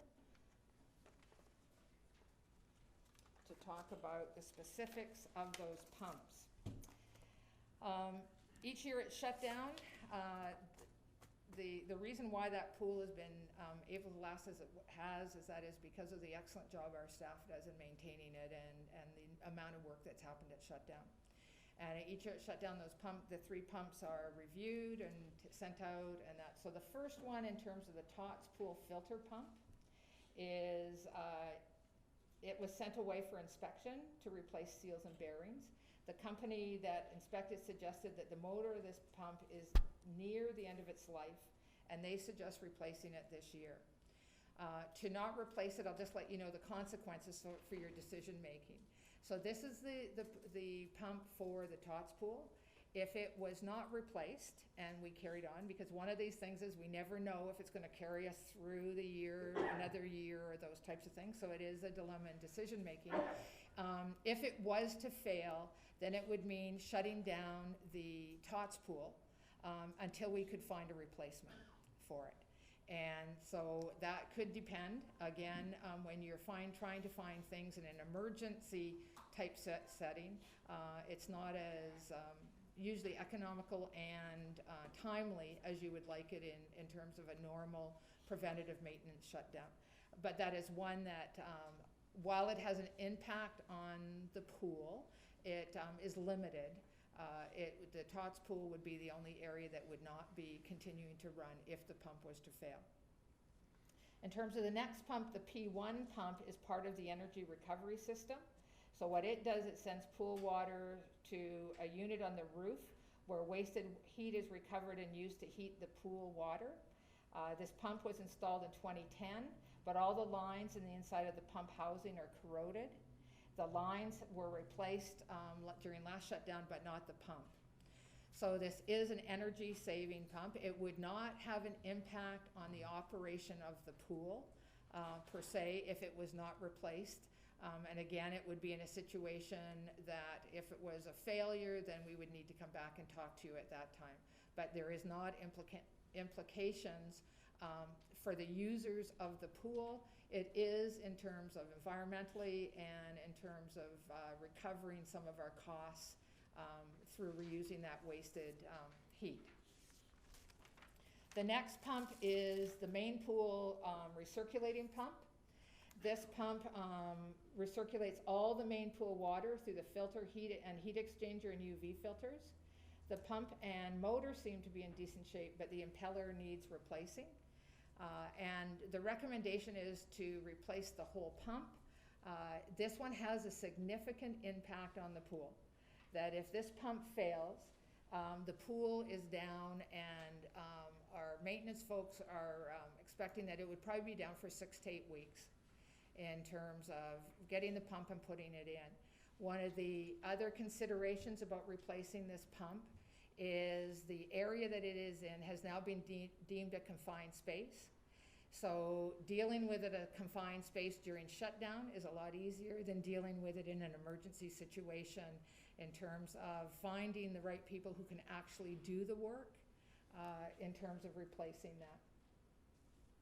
So I don't know if anybody has any questions on the 3 pumps. You're right, you do have choices in there, and in terms of decision making.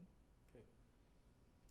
The next one is the women's change room partition, and again in my budget presentation I showed in terms of it's in pretty tacky area. This is one that we can continue to limp through. It's not health and safety, it's not an emergency, it's not going to cause the pool to go down, but it definitely does affect the quality and the aesthetic of the pool. And the sauna benches are one as well. I showed you a picture of that. They're needing to be replaced. And our staff do feel that there is a bit of a safety issue in it in terms of the way the wood is deteriorated. It's a hot, moist environment. And so looking again in terms of having those replaced.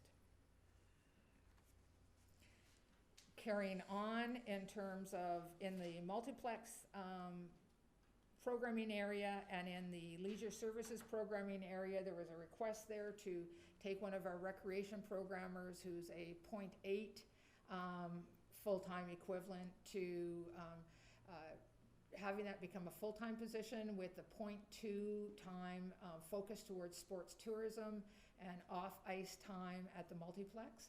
So while that programmer currently works specifically out of Echo Center doing children's programming and that type of programming of expanding the area into areas that we feel are very necessary. Another area that this we would expect this programmer to do is he already does a bit of programming for people with disabilities, but it's an area that we really need to expand into, and we're tapped out in terms of programming resources to be adding additional programs. That is one that obviously one that you could choose not to fill, and it just limits some of our ability to expand some of our areas around sports tourism, etc.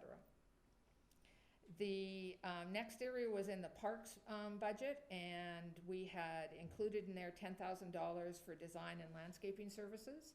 And again, I had mentioned in my budget presentation that that was due to no longer having that skill in-house, and there will be times that we need it. I would suggest that you could take that out and just recognize when we're doing specific projects, there's going to be an additional cost to those projects to include that in. So instead of anticipating that, it's just recognizing that project specifically, some of that would be added into it. The next two come under parks upgrade, and two projects, Paper Mill Dam and the lawn bowling path. And we do have pictures if you do need to see them, but at this point I'd just like Jacob to describe the two projects there. Mayor and Council, the Paper Mill Dam Trail, it's two small portions. There's a small portion of trail on the water side of the field house that needs to be have some resurfacing. I met with our fisheries fella and to also extend the trail towards the main beach, partially to help curtail a bit of the erosion that's happening there. It's actually kind of a haphazard definition to get to the water. This trail will more define, direct people rather than going through the different little beaches and stuff. It's only a short section. It's only about 60 feet or so that we like to kind of define. It'll help mitigate some of that erosion, and there's a few other little risk issues that we want to define. It's kind of a maintenance area, but it is an area that we'd like to address. The lawn bowling path, part of it is a little bit of impact with the school property coming next to the lawn bowling. We have a small asphalt pathway, a little bit too narrow. The lawn bowling, people are finding themselves driving on the grass. We're recommending there is that we can widen that section of asphalt out. There's a couple of checkered areas that we'll need to replace, and this will tie into our Penny Lane Trail and to the trail back down, the asphalt trail down to the Echo Center. So we'll just kind of define that area and neaten it up a little bit. The lawn bowlers, Party made that request. They're an excellent group there, and I think it'll just add a little bit to that one section of our park. Okay, thank you. And that ends the non-capital items that came out of that we were able to identify in our operating budget. And I really want to acknowledge the staff at Parks and Recreation and Heritage of really, we sat down on Tuesday and looked at what are the areas, again, wanting to ensure that these were not frivolous things that we were putting in our budget to, just yank out, but what are the things in terms of really stepping up to the plate that explain to you and give you the background information on it. Okay, thank you. All right, Council, how are you doing? We've been sitting for 2 hours now. Do you need a brief break? Yes, City Manager. Mr. Mayor, if I could add, it's 4:30-ish, and I don't think we anticipated being past 5 today, although we can stay as long as council needs to consider. We have a public input session scheduled for February 10. Right. Some suggestions are we might continue on through and hear from other departments. Council might make decisions today on what you want to put back in. You might defer those decisions till after the public input session. It's really at council's discretion. There's time for you to do those things. I think we came into the meeting hoping to make some decisions today. Okay, that sounds good. And it's just that it may be that, I mean, for me personally, and I think for the other councillors, they maybe, for me personally, I'm prepared to go a little bit beyond 5 if we have to, but it might be a time for council to take a bit of a break. I'm not sure. Councillor McClellan.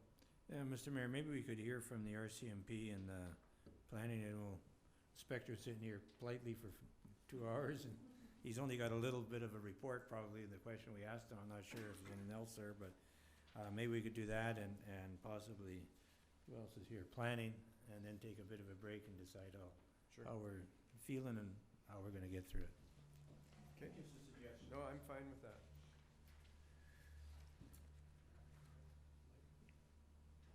Can I, excuse me, Mr. Mayor, I do need to leave at 5 o'clock, so when I do duck out at 5 o'clock, it's just so I beg your indulgence Okay, in that. thank you.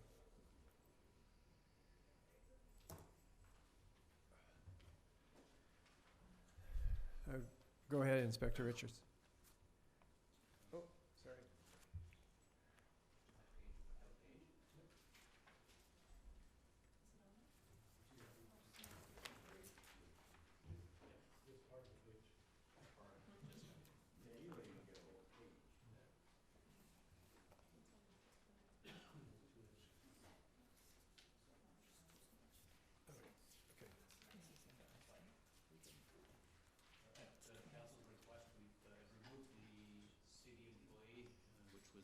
Approximate price of $50,000 for half of 2016.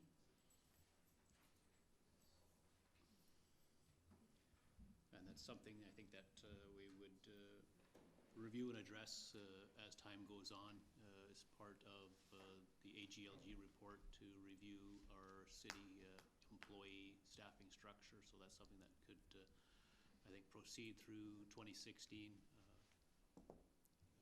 I defer to you on the actual position. As I said, I've asked for it, but it's been put to the side, so I'm not saying I don't want, but I do understand, and also, as I said, it's a planning process, and it's the best use of resources.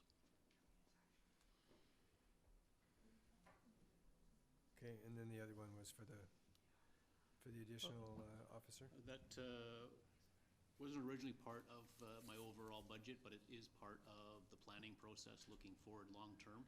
And it's also part of the AGLG report as far as the staffing within the RCMP. And as I mentioned at my budget process, I was staying with the 33. Speak much louder, but maybe move the mic closer. Was staying with the 33 in the sense that moving forward, additional resources have to be sort of methodical and researched as to best use and the numbers, and that's part of the AGLG report, and it's part of my budget presentation, that moving forward we want to look at a proper resourcing methodology and coming up with a number that is appropriate for Port Alberni. And so that would be something that would tie into the AGLG report, that would be asking from the RCMP, my side, to implement the resource methodology and then coming up with sort of the quotient at the end. Okay, thank you. Councillor Minions? Thank you. Just to clarify, your comment when you made your budget presentation was that you were going to try to overstaff to end up with the correct amount. So is that essentially, I mean, I know your budget's not going up other than the percentage, you know, for wages and stuff like that. Should we just expect less of a refund in the future? Is that sort of your goal in being able to have less people off? I think partly, but I think what I'm proposing is I'll have a written report for the February 9th meeting.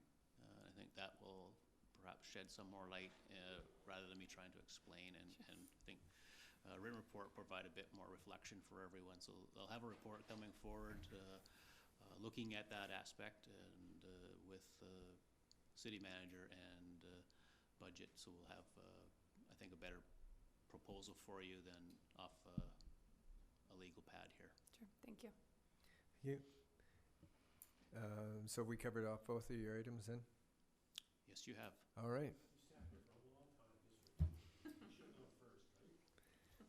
not my decision, that's fine. It's part of my, what I signed up for, that's fine. Tim wanted your ear when he was talking about damaging that building down on Fourth Avenue. That was his decision. That's right. Okay, so then are we on to planning? Certainly, Mayor and Council. And I also can, the Economic Development Manager, I have had a little chance to talk a little further on a couple of our projects that have always been optional. So they haven't come out of the base budgets. They weren't in the base budget to begin with. They were optional. So the first one was a potential review and rewrite of our form and character development permit area guidelines. And those are the things that when a major commercial building is either redeveloped or a new one is constructed, is trying to set what the community wants to see those buildings look like, and those do come before City Council. We've had those guidelines in place since about 2007. But given some of the more emphasis that we want to place on how the community looks, buildings form a large part of that. And if the community, in conjunction with the business community, the general public, and council, would like to identify more specific architectural looks that the community would like to achieve over the longer term, this would be a way to work to achieving that. And you could have different sets of guidelines for different commercial areas in the community. As I said, Johnson Road may want to have some specific architectural features that they want to see. The Uptown could potentially wish to see different ones. In conjunction with that, the Economic Development Manager had talked about doing a design charrette for the Johnson Road corridor. And that would look at not only buildings, but signage and street art and landscaping, those types of items, and coming up with a plan about how, again, over time, and to do it in sections, about how that potentially could change the look of that major entry and feature of our community. And so we've looked into the items a bit more, and so council could choose one or the other, both or none. So the form and character one would be about $40,000 on its own, and that would be mainly consulting assistance with that. If we were to combine that with the Johnson Road design charrette, we've estimated that that would be about $55,000. If council just wanted to do the Johnson Road design charrette on its own, that would be about $25,000. So there would be a pretty reasonable savings, because we would use the same type of firm to do the design charrette as well as the development permit area. And I did actually make some inquiries out there. So we're pretty good with those estimates, and that there would be a reasonable cost savings to doing them together. But certainly that's totally at council's discretion on either, both, or together. The only other item that was optional was a half-time clerical specifically related to bylaw enforcement. Again, that would be a stepped process to improving that service. We are just, as I said in my presentation, we have just received a new vehicle, which will also improve efficiencies. So again, that was an optional item just for council to consider. And you may wish to wait another year on that, or certainly you could consider that this year. And just because I know council's probably looking to have a bit of a break, I'd be pleased to answer questions on those. Those were the items that I had to cover. Was there an additional amount considered for economic development, for advertising or expanding? There may very well be. I was just able to speak to this one that the Economic Development Manager and I, because those two projects are really, can work very well together, so I can't speak to any other projects that Economic Development Manager may have had. Okay, thank you. City Manager. Mr. Mayor, I recall that council asked the Economic Development Manager that question, and my recollection is that he said he did not need extra funds for advertising. Okay. That's my recollection. Okay, thank you. All right, Councillor McClement. Yeah, I guess the only question I would have there is the bylaw officer and his new vehicle, and whether or not we need a secretary part-time in that. The other thing I was thinking about, I guess it more relates to your department than him, is right during the presentation last year, looking for the new vehicle and et cetera, there was quite a bit of reference to assisting the SPCA animal control officer at the time, and now that's kind of been taken away because Mondays we got the SPCA working. And I would like to see, as I asked the question during the budget thing, debate that the SPCA come under your department along with the bylaw, if that's where it's all going to stay, and it looks to me like more efficient. I just asked the question, you can think about it, and others can too.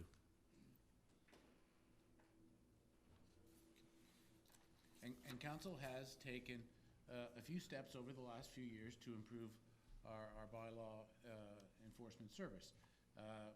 To a certain extent, the bylaw officer has now been removed from business licensing. With the new vehicle, that has also improved some efficiencies. You're right. That being said, he had 368 files last year. Quite a number of them have take a significant amount of time to resolve. More often than not, they're property maintenance files. More than a third of them were property maintenance files that we often do not get voluntary compliance with, which takes a lot of time and effort. So yes, we've made steps. Is there, just like many other municipal services, there could be more resources put to it. That's certainly at council's discretion, and we have made some efficiencies, certainly. Okay, thank you. And the last thing for me, sorry, Councillor Paulson, I didn't see anything in here, city manager, from the SPCA. That's what triggered my thought. There was a slight, tiny additional amount being asked by them. Maybe I've just overlooked it. Okay. Yeah, I believe there was 3,000 for spade and neutering Yeah. that they were asking. Yeah, to continue their spay-neuter program, it was $3,000. Okay, perfect, thanks. I just didn't want to overlook it. Sorry, city manager. Thank you, Mr. Mayor. Yeah, that SPCA one we missed, and we've added into the spreadsheet up on the screen. It's in there now, but not in your hard copy. Mr. Mayor, if I could briefly speak to the fire department, and then I'd like to summarize, if that's all right. The fire department, there's one item on the list, and that's the backup generator. It's a replacement of the existing generator that is 50 years old. The replacement cost is $60,000. We've identified it coming from Equipment Replacement Reserve Fund. It has not been contributed for, so it wasn't envisioned in the plan for that. So just so you're aware of that one. So council, thank you for listening to staff and giving us your full attention on these ones, on these issues. That's a lot to absorb, I know. Maybe before council considers a break, I can just let you know that I might not have set this up fully at the beginning.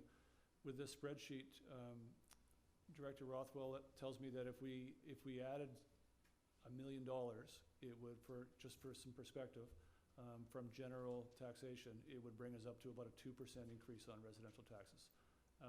And that's on the items that are out of general revenue and general capital. Also, the items that are identified from reserve funds, so that would include Equipment Replacement Reserve Fund, Land Sale Fund, Carbon Fund, and Gas Tax Fund. All of those funds, excuse me, can fully accommodate all the projects that are on that list.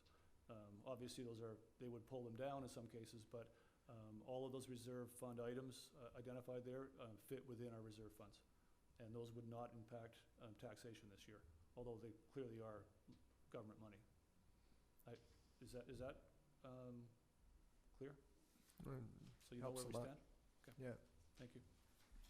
Is there a way, Mr. Mayor, to find out what exactly is left in our reserves funds, or is it in front of me here? It may be in front of you, I'm not sure.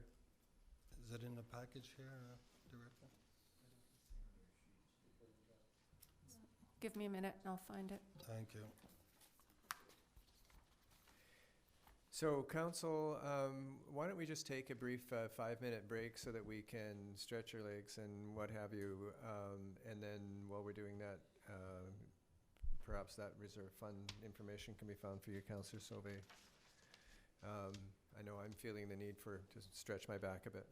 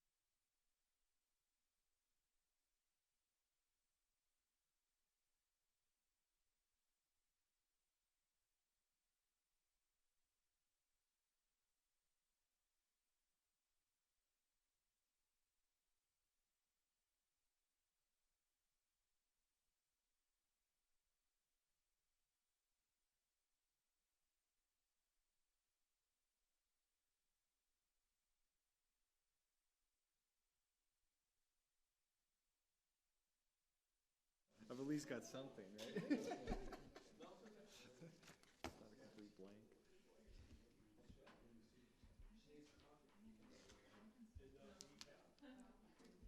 Hey Tim, could you pass me that water, please?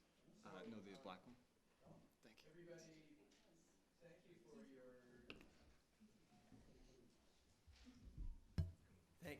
Thank you, Councillor Alberni. Thank you for your persistence, your indulgence, your willingness to engage in the process.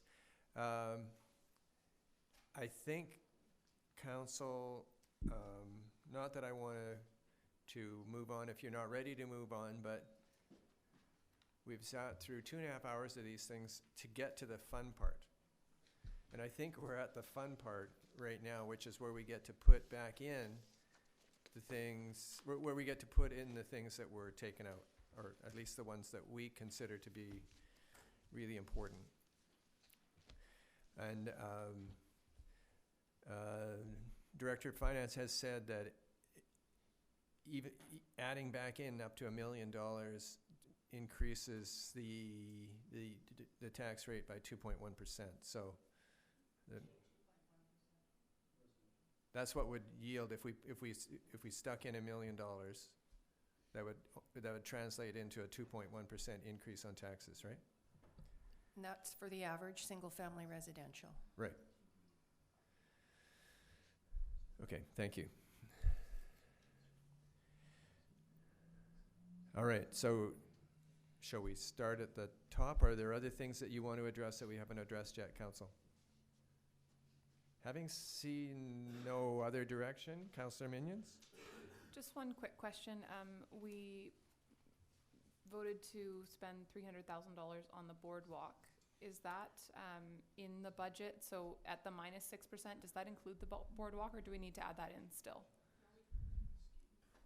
We don't need to add that in. That's already been done, and it came from the Capital Works Reserve, so it doesn't affect the Great, thank property you. taxes.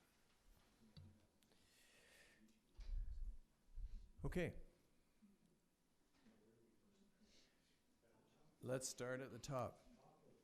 And it's, yeah, this document here. And it starts with purchasing and equipment for replacement, the evergreening of computer equipment.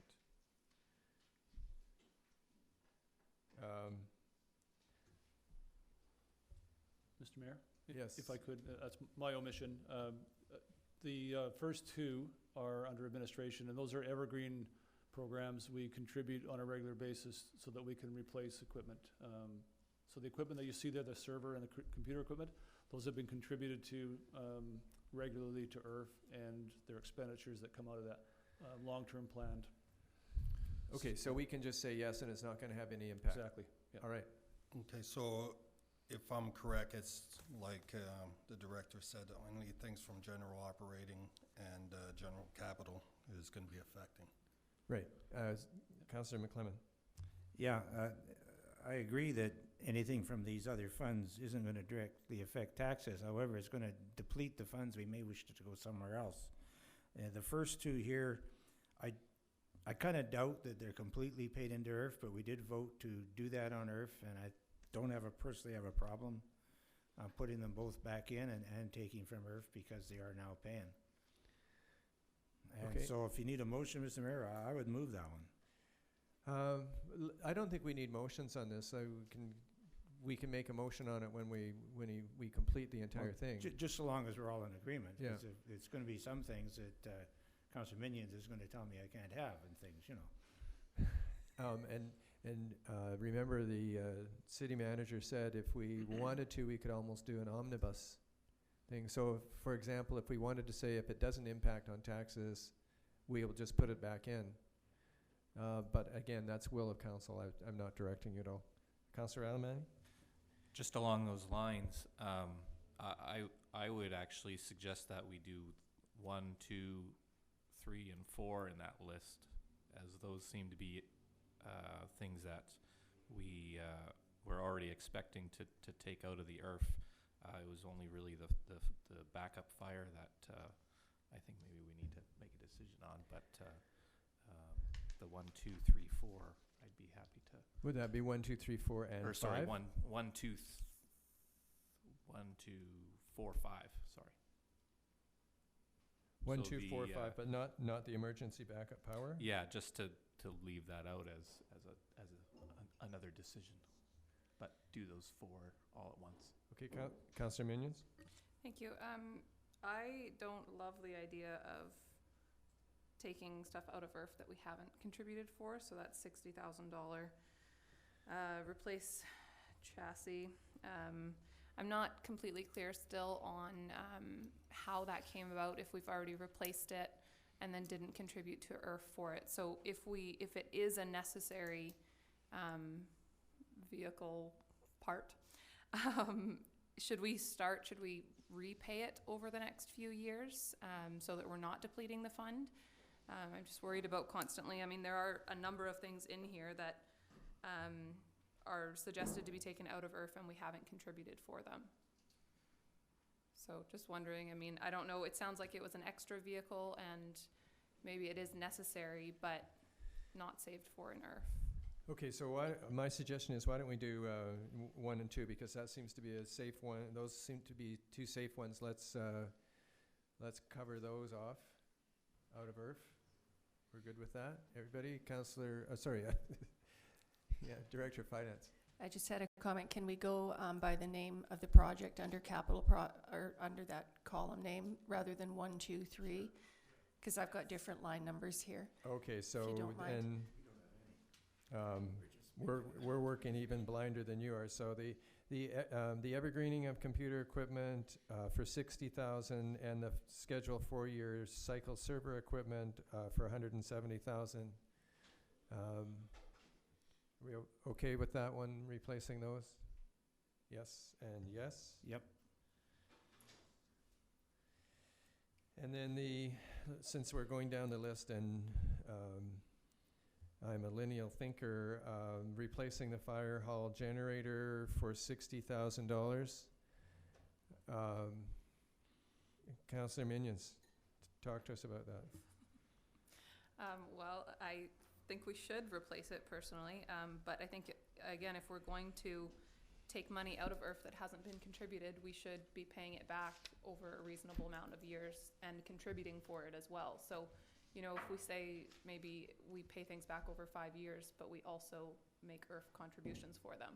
I just think we should set a precedent that we're not going to just take money out without repaying it and starting contributions for the future. Yeah, Yeah. good suggestion. Kathy, can we do that? Can we set that sort of thing up, or? Yes, it's just accounting. Okay, perfect. So then, is that a yes then, Councillor Minions? Yes, okay.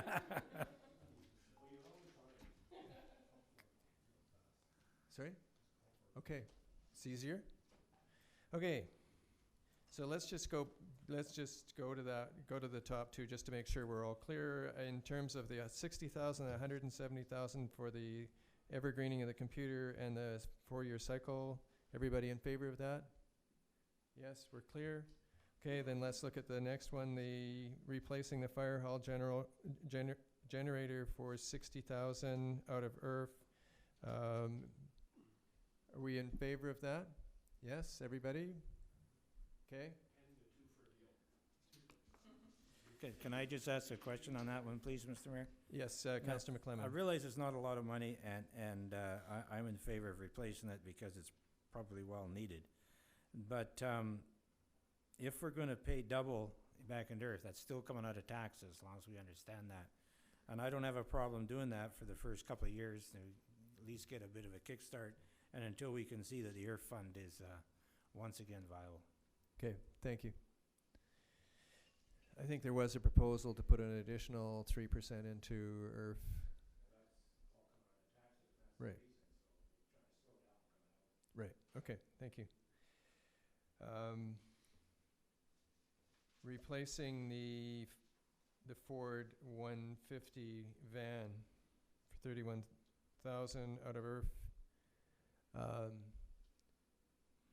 Everybody in favor? If you're in favor, can you put up your hand, please? As long as that's a good price. and I wouldn't Okay. have a clue. And then replacing the chassis, the 1996 chassis, the utility dump for 60,000. If you're in favor, please put up your hand. If you're opposed, yes, I think it's carried.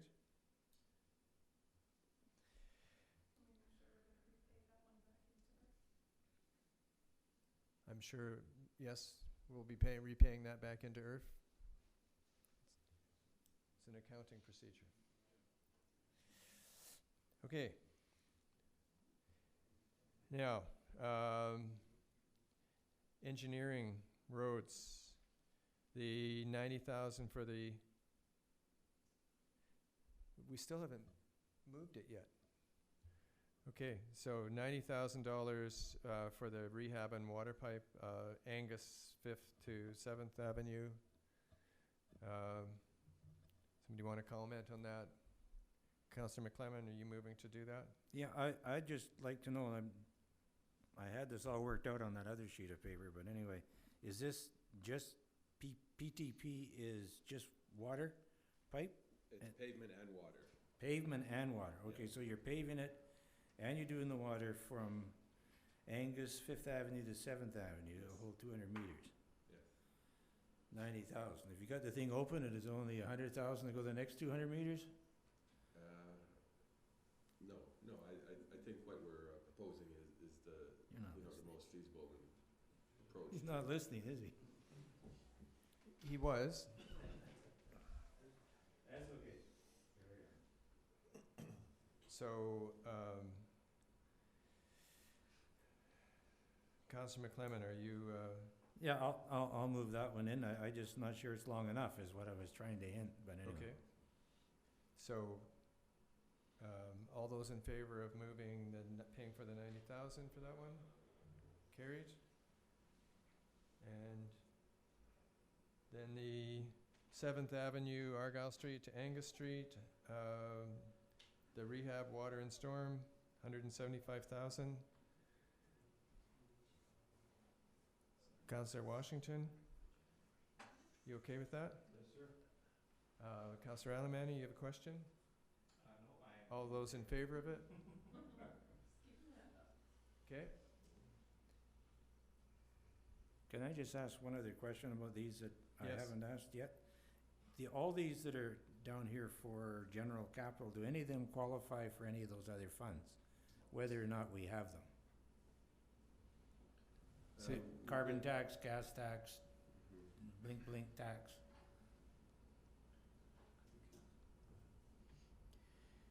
The road construction projects do qualify under gas tax, but we are pretty much fully subscribed under our gas tax commitments in other places on this page. You could certainly move those around if you wanted to use gas tax. Take gas tax away from another project and use that for this one. Sorry to, if we got some,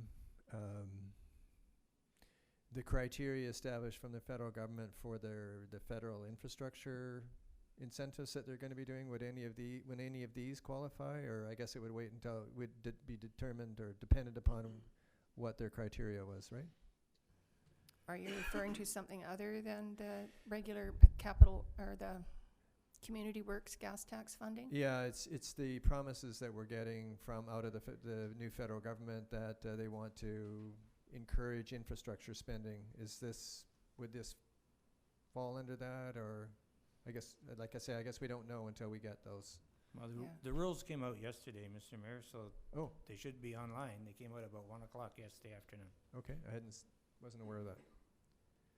Thank you. But I bet you now that city engineer's back in saddle, he'll start looking and checking. Okay. Thank you. Okay, the sanitary sewer and storm, Anderson, Maitland, and then the liquid waste management plan. There's the $195,000 for those two projects. What's the will of council? Do you want to put them on hold for now and perhaps come back to them, or do you want to proceed with that particular project? Councillor Minions? I think we should do them. All right. Anybody else have a comment? Councillor Sauvé? No, I just, like Councillor McLennan said, I'm just wondering if it's something that we could revise back to the gas tax. And looking at the other lists, you know, I'm talking about a aging infrastructure to building more trails. That's under the gas tax. So it's give or take. Okay. So, Councillor Just a McLennan? question on this one, on the one we've just okayed. I think I'm reading it right, Angus 5th to 7th, and then 7th to Argyle, 7th Avenue, Argyle to Angus, that's a right angle Yeah. That's a join there. Yeah. So it makes sense to do it all together. Okay, I'm in favor of it, Mr. Mayor. Okay. So my suggestion, council, is that we leave that Anderson to Maitland until we've dealt with the other ones. And if we can add it back in, then let's just leave that for now. The 5th, Redford to Bird Street, sorry, I'm not sure what rehab stands for, but the water and something or other. Something to do with under the street pavement and. Yeah, no, we need to do that one, yeah. Yeah, okay. Councillor Sauvé, how are you feeling about that one? $140,000? Feeling really good because it has to do with our aging infrastructure, which I've emphasized the importance of it. All those in favor of that project? Great, we're carried off on that one. The Beaver Creek widening for $30,000. All those in favor of the project? Opposed? Okay, it's carried. The LED street lighting program for $150,000 comes out of the Carbon Trust. So that doesn't impact at all. So are we all in favor of that one? Well, I think it's supposed to save us money in the long run. Yes. I'm not sure. The more I read about LED lights, I think pretty soon they're going to pay me to use them. And so I think they're a little bit extra in their bragging, but I'm in favor of doing it. So As long as there's nothing else from the Carbon Trust we're going to need later on, have to come back and change it. all those in favor of taking this out of the Carbon Trust? Carried. The full traffic light service, Johnson and Helen, it's a safety issue for $150,000. Councillor Alemany? I'd actually like to suggest that we put this to the public info session rather than make a decision on this one right now, just to get people's feedback. I think it would probably be positive, but it's a Okay. big ticket and we could put it out there. Good suggestion. But did this already come through the Traffic Advisory Committee as a suggestion? I don't know. I don't know. Do you know, city engineer? I know this intersection has been a topic of discussion for many years, and it has been brought up by the Tim Hortons people over years too. So, and it has most recently been a part of initiative or even a petition from some of the people at the Alberni Elementary School. So it's getting a lot of attention, and I did speak to one or a couple people that called me that it is on a list for council's consideration, and also a topic of discussion for Ministry of Transportation as well. Right. So it's getting a lot of attention. Okay, that is a really good suggestion, Councillor Alemany. I like that. Let's put it in there and so that people are aware of the additional costs. So, city manager, is that okay? We just put that to one side and. Absolutely, Mr. Mayor. You might want to be mindful that it is $150,000 that we want to save some room for if it does come back in. Okay. Councillor Minions will keep that in her back pocket. The liquid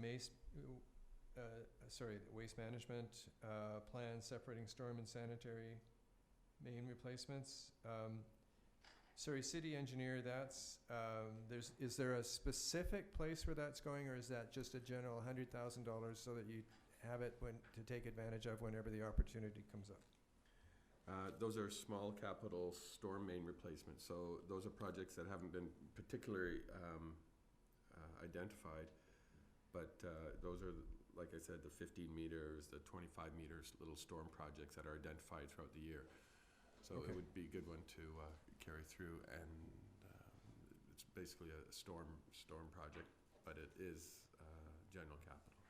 But if, Okay, Councillor Sauvé?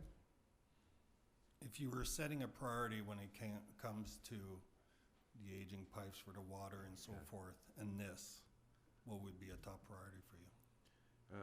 Mr. Mayor, I think this is really important because this is part of that. So really, there isn't nothing, any decision to make, because they're all equal in value.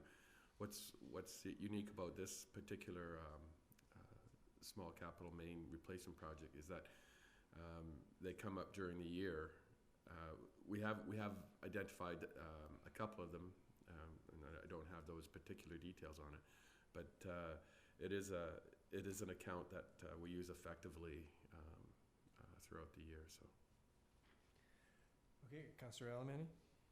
Just thinking that this would be the type of account that stuff like the recent break in front of the Arlie would have come out of. Precisely. So stuff Precisely. breaks, Yeah. this is the account that it comes Yeah. out of. Without coming back to council every single time. So it is a very good operating capital budget, perhaps. Okay. So council, all those in favor of this $100,000? Anybody opposed? Okay, and the Craig to Regina, and the 7th to Angus, for a total of $160,000. All those in favor? Opposed? This, I haven't voted on this one yet, because I'm not 100% sure. No, I know, okay, so Liquid waste management, separating storm and sanitary. yes, So are we paving as well?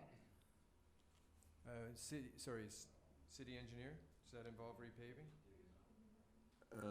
No, Mr. Mayor. In this case, the storm and the sanitary line. So it's a separation. The reference to liquid waste management plan is really that overarching reason why we're adding the storm line at the same time we're doing the sanitary. So we're getting some good synergy, but in this block. But there's no asphalt required here. And you'll notice 50% of it comes out of the gas tax. Yeah, I understand that, Mr. Mayor, but I'm just curious, if we're digging up the road, should we not be paving the thing properly instead of just patching? I'm wondering what the logic is, that's all.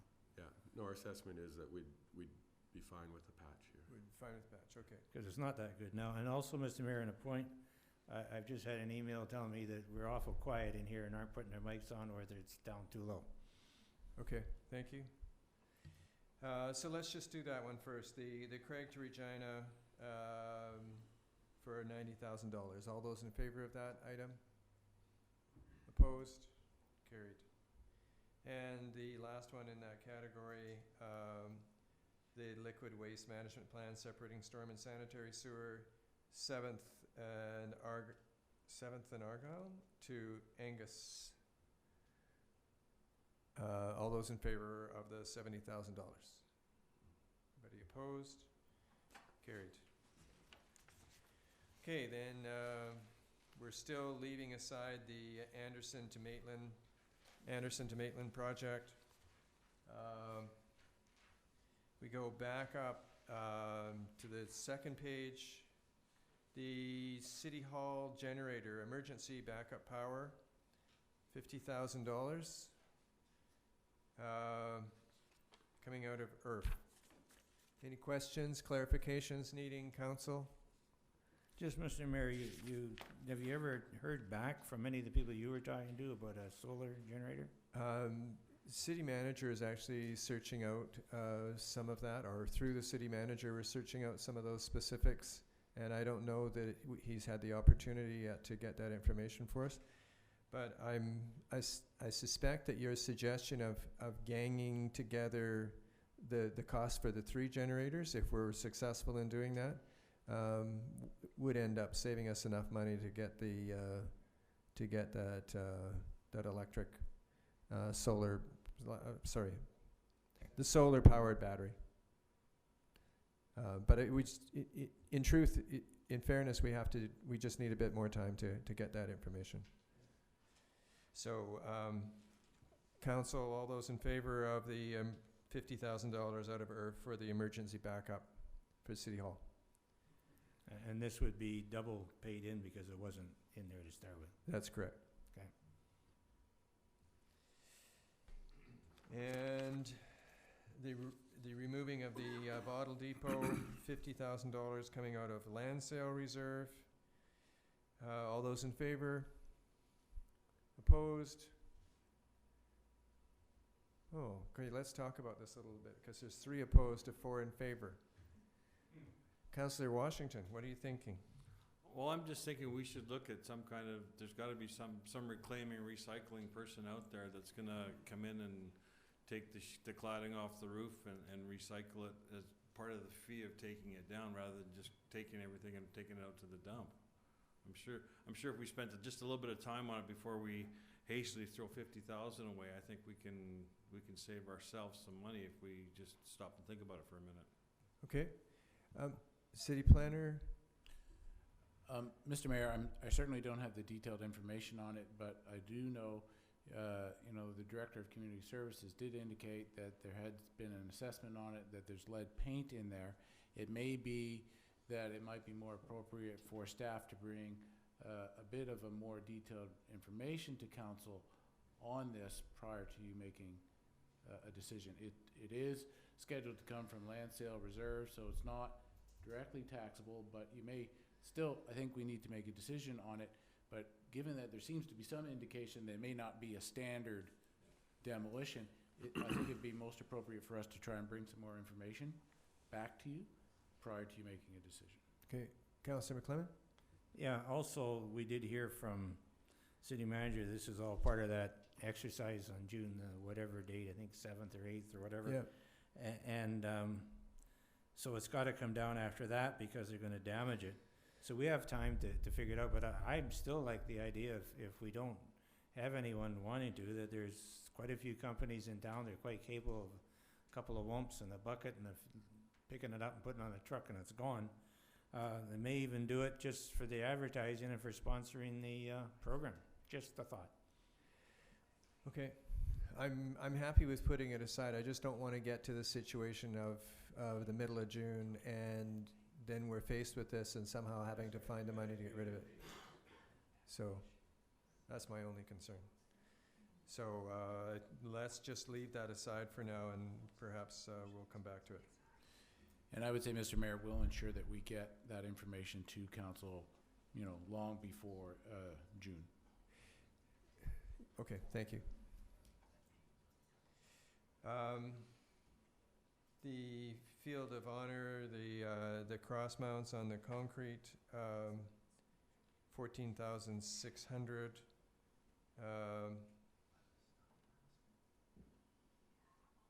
Sorry, city engineer, can you just describe those, please? Actually, Mayor and Council, it's an ongoing project there with the Field of Honor. I just have a photo basically showing that we've put the permanent concrete rows. This is something we would like to have done a little bit more regularly. Unfortunately, with the interments are not sequential. At this point, we have about 3 rows that are full, and just to add that permanency and to add that real nice look to the Field of Honor, we propose to pour in 3 more concrete rows and finish off that section. There is about another 6 rows that are interspersed with markers, and that would be a future, in a number of years, we recommend to carry that program on. So would some of those crosses indicate graves when it's a grave site but not actually a grave yet? Is that what you're saying? That's right, we've left it till that has become 90% full. Okay. And that's why it's taken a while, and that's why it looks so half-done. But at this point, these 3 are now more than 90% full, and we feel that that is appropriate time to move ahead with this. Okay, I got you. And this is for the veterans Yes, and Legion members, right? that is correct. Thank you. Okay, so all those in favor of the 14,600? Anybody opposed? Yes, carried.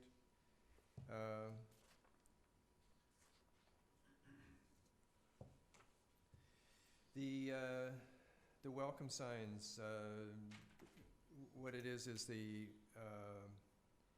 those are the signs identifying the city of Port Alberni that we put into in 2015, we put ahead into the 2016 budget. It's part of what we're wanting to do in terms of identifying, letting people know that they're actually in the city of Port Alberni. So, I'm sure we all know the rationale for that, the marketing piece. The suggested amount was $90,000. City engineers, have you any clear idea of whether $90,000 covers the cost or still Mr. approximate? Mayor, I have done some looking into this, and it's depending on the size and the scope of the project, of course. But I think from some general discussions around, I'm certain we could do the 3 or 4 signs that we're looking at within that. Within that budget? Yeah. Okay. Councillor Alberni, then Councillor Minions. I think this is another really good one for the public session. Oh, you're just full of ideas, aren't you? Councillor Minions. Yeah, I would agree with Councillor Alberni on that. I think we are maybe not ready for welcome signs yet, because I want to make sure that we don't just end up with 3 or 4 more signs and then we're still not really happy with them. We want bigger signs or something a couple years from now. I think this should be a bit of a public process. I know there's other groups working on it. I've heard ACRD is working on more signage as well. We're also having a signage audit done by Vancouver Island University. So I think it might be kind of jumping the gun. It seems like with all of that, next year might be a more appropriate year. Okay, Councillor McClement? Yeah, I think we should be just cautious on it, although I agree with having these signs. The regional district is talking about moving the Alberni Valley signs up, possibly at the last meeting, mentioning the top of the hump even, because welcome to the Alberni Valley sign is a real hard spot to stop and see it. And take a picture. So they're talking about changing that, so maybe we could coordinate that, and I'm sure there's gas tax or something that could come out of later if necessary. Okay, what's the will of council? Are you okay with bringing it forward to the public meeting and perhaps down the road putting it aside if we choose to do that? I'm prepared to put it aside. Okay. All right, so that's what we'll do. Set that aside. Josephine Bridge Deck, $65,000. Will of council to make that happen. It's high priority for City Works. Yes, all those in favor? Carried. $15,000 for the Victoria Quay Bridge Deck rehabilitation. 15,000. I'm going on the basis of what the city engineer said. He said 50,000 was really too much. 15,000 was probably more reasonable. So as soon as he went down his number, I wrote it down. And I'm not sure that Kathy can keep up with it that fast, but I'm just kidding. It is 15,000. All those in favor of doing that for the redesign of that bridge, which is from 1958, I think. I remember my number. And this is just to get a design to do something to it? Yes, just to make sure that it's... we should be doing that for $15. Okay. The McLean's Mill is through the ACRD, so that's an automatic yes. We're not paying for it. Mr. Mayor, I would... on the McLean's Mill one, I think it should just, because they're asked, the ACRD is usually 30, and sometimes they cut it back to 25, and it'd be better to ask them for 30 if they might get 25. So I would appreciate that one just going back up to 30 just for that reason. Okay. And whether they get it or not, it's not one of ours, but I don't know why it's here even, but that's okay. Okay. The River Road playground upgrade, $70,000, increasing the access. All those in favor of the River Road Park upgrade, 70,000. Opposed? It's not, sorry, that's not gonna work. Mr. Mayor, if we, Yes. could we request that we do get a study on that? Because I've not seen it used as much as you did mention. Until you mentioned that, I was just ready to make a motion, we sell it. And we start the process of talking to people about it. So, we should maybe find out how much it is used, because there's, at least 2 other parks not that far away. Maybe though, like you said, the people on Golden Street, that's not there.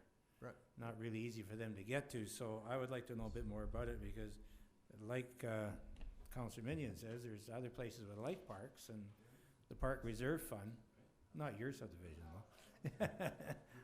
You know, and there's places where the kids are now moving to, and where there are children, and they need a park, so I don't think that's a bad idea to look at that and maybe move it and sell the property for someone to live there. City planner, what's the process we'd go through to get that park use information?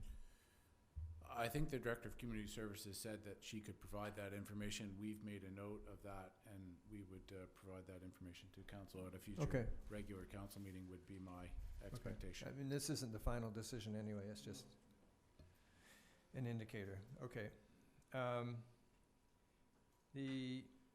Sorry, we're on to the Dry Creek Trail Bridge. Feeling of council, coming out of gas tax. What's the will of council in this one? Yes, Councillor Alberni? Might as well do it. I think we could put it off a bit and maybe need that gas tax money for something. I'm not sure how important it is. I guess we do need the trails connected, but it's not one I've put my mind to, so that's why I'm waffling a bit. And I'm worried that we may want to use some of this gas tax money for improvements on Johnson Road or Victoria Quay. It's one of the things I'm personally worried about. Well, that's what I'm concerned about too, is we're still only barely in the negative up there. Yeah, I agree with Councillor McLennan's view on this. Okay, so Councillor Minions, Councillor Alberni? Just to expand a little bit on it, I think it is important because there's currently no real way to safely cross that creek in that ravine, as far as I know. So it is a key link, I think, in our trail structure. Can we use some of that gas tax money and put it towards the planter project on Johnson Road?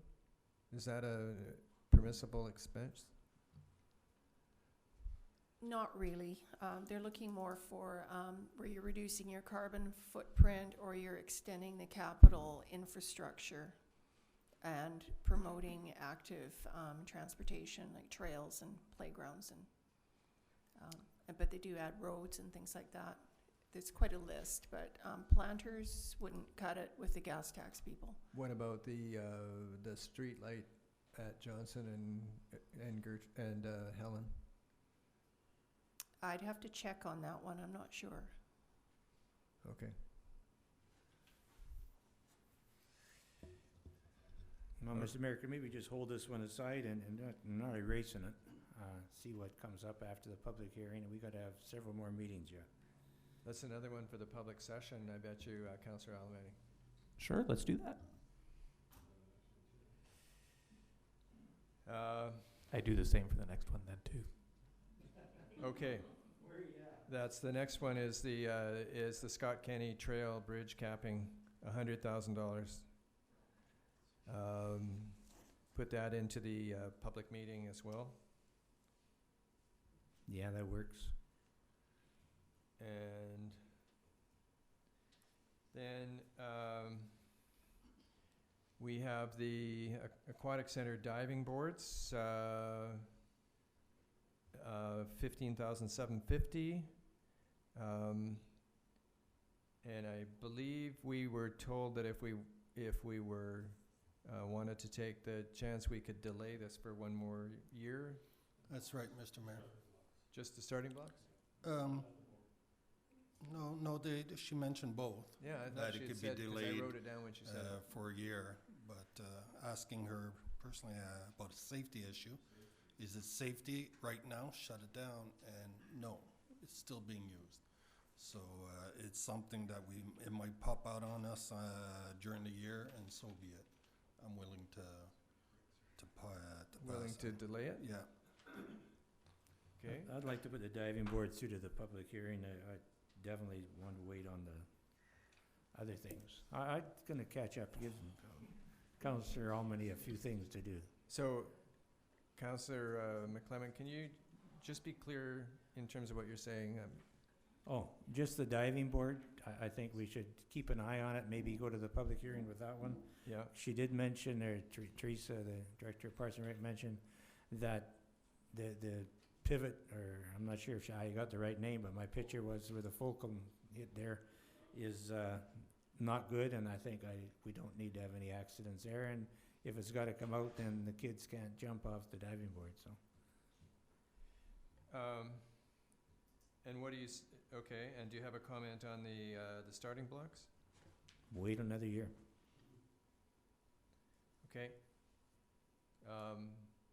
Councillor Alamani?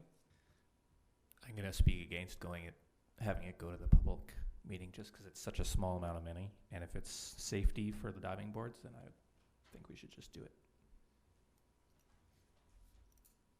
Okay. Any other feeling? Sorry, City Planner? Well, just one indication, I mean, when this budget does go to the public meeting, all these items will still be on here. This is still a draft budget, so, I mean, and I think it's very appropriate for council to highlight items you would like staff to highlight, but even ones that aren't necessarily highlighted will still be available for the public to provide feedback to council. Okay, so I think that the intention for the diving boards at the Aquatic Center, isn't the general consensus that we delay that? Isn't that what we're saying? Or am I wrong? Yes, Councillor Alamani, what's your understanding? I'm biased. I say we should do it. What's yours, Councillor I Washington? think we should delay it, sir. Okay, Councillor McClement? Yeah, it was my suggestion to go to the public with it, but it's, like she says, only 15,000, but if it's safety, I think we should keep it in our mind, that's all. Okay, but we need to know whether we're putting this in the budget or not putting it in the budget. That's what I'm, sort of my task is. Then I would wait on it. Okay, Councillor Minions, you're sitting there quietly. I think we should wait with the expectation that we very well may need to do it halfway through the year and Okay. just be aware of that. So all those in favor of delaying the Aquatic Center diving boards, put up your hand. Opposed? Okay, so we're gonna delay that one, and all those in favor of delaying the starting blocks, put up your hand. Okay, so those two are delayed. The brine unit, $10,000 coming out of IRF, adding it to a truck. Jacob, the truck, we already have the truck, right? It's just adding the actual unit, putting it in the back of the pickup truck? Mr. Mayor, Council, that is correct. Okay, thank you. Councillor McClement? And we already have a brine unit on it that works, we don't think it's big enough, is that the problem? The ones that the city works have are too big for the smaller parking lots, and the small unit that we have is just not effective enough to do a lot like the multiplex and Echo and so on. And also emergency services like the police department and the fire department. Those are all parking lots and sidewalks that the Parks and Rec staff service, and this unit would be very helpful for our efficiency. Okay, so all those in favor of taking this out of IRF, put up your hand. Opposed? There we go. Comes out of IRF. The Harbor Key Clock Tower repair removal, the plan part, and that, oh boy, help me remember this, that was already approved in the 2015 budget, right? Yeah, That's- but we can unapprove it. No, but it was approved in the 2015 budget. Yes, it was. Okay. And then if we unapproved it, that money would go towards the 2016 budget, is that what you're saying, Councillor McLennan? Yes, Mr. Mayor, I guess I got a problem. If we approved a study why it wasn't done, there must be a reason for that, and unfortunately, no one's here to tell us. And also, I think that's a very high price to get someone to look at the clock tower, and even if they do some test drilling in the beams, it can't take more than a day to go through that, and maybe my ignorance is showing here, but that's what I'm looking at with this one, Mr. Mayor. I think it's high, and I have asked just on my own, gone around town talking to people about it, and let's wait and see what they say. So at the very least, this should go to be waited on. I don't want it in right now. Okay, city planner.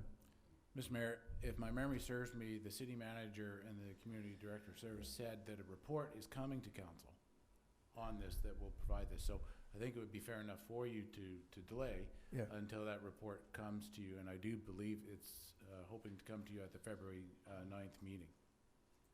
Okay. Council, let's just delay this for now, and we can make a decision at a later time on that. So therefore, the $250,000 coming out of the land sale to replace that Harbor Key clock, it seems to me logical that we delay that one too, till we got Delay, a more in-depth take it out, report. do something. Okay, the Bob Daly site irrigation for $15,000 coming out of the gas tax fund. I'm in favor of leaving that in now. It's had it explained to me. Okay, all those in favor of leaving it? Okay, there we go. Can I ask a question at this point, if just for a report later, because I forgot to? On the Yes. Bob Daly Stadium, at the same time, we had the presentation on this irrigation necessary, and it was that there's some warranty work being done on the track we just had done. And I would like to have a report back from staff. How bad is that warranty work, and if it gets done now, how long is it under warranty, or do we have a serious problem there? But I'm not asking for the answer now. Okay, I know that the director did let us know that there was a report coming, and in her presentation, it's coming. Johnson Road planters, together with the irrigation for $32,000 coming out of general capital. All those in favor of this project? Okay, opposed? And further, council, could we go and direct for the early approval for this? Please, all those in favor of early approval? Yeah, I agree. Yeah, carried. So, Just a question now, Mr. Mayor. This is for the planters we already have, am I correct? And just putting them out? this is for the new planters Oh, that this we're is the going to new get. ones that we voted on last Yeah, meeting? Oh, okay. additional planters All right, added to then what I'm- we already have, because the ones And we already I don't have. need to make any more motions, thank you. The ones we already have are in place. The chemical storage addition to Echo Center, $50,000 coming out of land sale. Safety is a major concern, I'm sure, for this council, certainly is for me, anyway. Any discussion on this? All those in favor of this being done? Opposed? Carried. Mr. Mayor, I would like a report back on why that's the whole $50,000. That to me is at least twice what it should be. Okay, so That's my concern. And I'm not 100% sure that we're into a safety issue there yet, but it's probably getting close. okay. But I think that, I don't know how big a building we need and how secure it has to be, but we are building a new multiplex sometime, so the last 10 years, the building we build should be good enough. So I would like to see that amount reduced that's why I didn't vote for it. Okay, so let's just back up on this a little bit. Sorry, I know I may have been too hasty on that. Jacob, how much, do you know a fair amount about this particular project? Not a lot, so I shouldn't really comment on it, but I don't know, Scott was mentioning something. Oh, okay, Scott. Mr. Mayor, I have been informed that it is Teresa Kingston's intention to bring a report to council. Okay. So why don't we just hold off on that approval then, council, and until we get that report, and I'm, depending upon the size, this might actually be, if it's a building that goes onto a skid, I'm wondering if this is a building that either construction program at North Island College or construction program at ADSS or through VAST or what have you would put up for us. I don't know, because I don't know exactly the size or the design for the building. But if it's just a square building with a roof, that's something that either one of those construction programs may be able to do. Yeah, due to the chemicals and all that, it will need a skid, that's why. Yeah. I agree with that, Mr. Mayor, so let's hold it off until we know. Okay. Okay, the next item, council, under non-capital projects is the flagpole replacement at the City Hall. Excuse me, Mr. Mayor, I had added the SPCA Oh. just above that. Sorry, that was Thank one of you. my additions on the fly. Okay, thank you. The SPCA. Mr. Mayor, Spay neuter program, $3,000. I say we agree to their neutering program. Yeah. If for $3,000, I don't even feel like cutting it in half or anything. They're doing it, and they're working Mondays for us as well now, and maybe that'll help them do a bit on Saturday. Thank you. So you're tripling, you adding it, increasing it to 4,000, or are you just going to keep it at 3,000? Okay. I think 3,000 extra. Eh? Yeah. Oh, shit. You know, it's been a long day. I think we better stop while we can. All those in favor of $3,000 for the SPCA to support the spay neuter program? There we go. Carried. Flagpole replacement, under safety item, city planner, do we get new flagpoles for $8,000 or? Yeah, I think what she explained, that there's going to be actual brand new flagpoles in front of the building. So you were guessing, so I'm just telling you that's what she said in her presentation. Thank you. No, I think that would be for the installation and the base. We may be able to reuse those, but I didn't follow up that train of thought.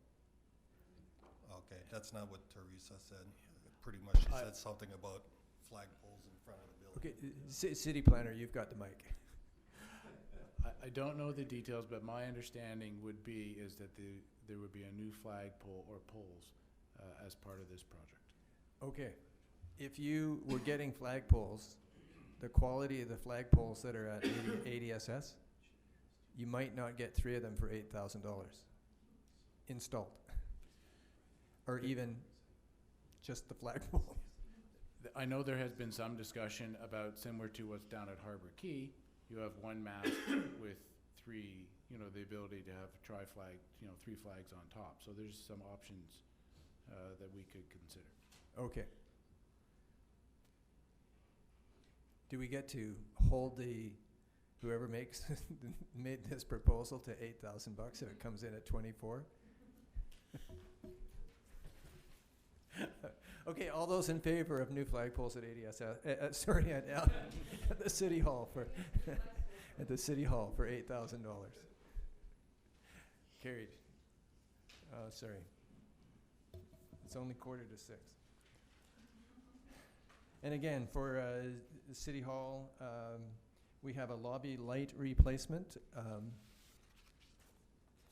Do we get to sell the old lights once we take them down? This heritage? Lobby light replacement. We have an indicator of an estimate of $5,000 to replace those lights. That's Councillor McLennan. Yeah, I only saw a picture of one, to replace. If it's just one, I think 5,000's too high. There are, Jake, there are 3 of them, right? That's correct. And it's to get them installed, 3 of them, get them installed, and get them so that they're positioned and not off-center. Is there fixtures like boxes you just screw them into and hook up the wires? Yeah, Jake, do you want to describe the fixtures that we were looking at? There's currently 2, of course, in City Hall lobby right now. This would be adding 1, and so it would require some work to, I think, change the location of those fixtures. That's part of the installation cost. And the new lights would be of circular design. Metal. Thank you. And yeah, there would be a bit of a different look is what we were thinking about, and we do have a tentative number of designs to select from several lighting companies, both in the valley and outside of the valley. None of them came anywhere close to $5,000 in terms of their costs, but Well, that's what makes me worried. You put these numbers in there and they read our budget and say, oh yeah, $5,000 right in your budget. The installation cost is certainly a part of this, and like I said, the moving of the fixtures will cost some money. okay. So, all those in favor of the new look for City Hall, for our lights? Opposed? Oh. Okay, so I'm putting that light in your living room. What if it came in at 1,200? Would you agree to that? Not until we buy the stuff that the Parks and Rec need for the pool. Now we have to negotiate. All right. The carpet replacement down in engineering, we have $25,000 to general operating. All those in favor? Opposed? Oh, Mr. Mayor, I'd like to know more about that one, and I may change my vote after the public meeting. okay. Well, we may come back to that. We may come back to it. Software implementation. It says staffing. Parks and Rec. Oh, yes. Okay, sorry. $40,000. All those in favor of the $40,000 for that software implementation? Opposed? Yes, we're carried.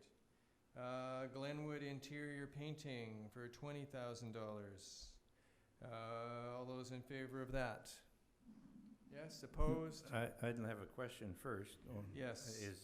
First of all, I think it's probably not a bad price for painting the whole of Glenwood Center, but I'm just wondering, once it gets painted, there's a lot of activity in there. They hit the wall and bang on the wall, and I don't know, will the paint be lasting? So I'd like to know more before I would vote for it.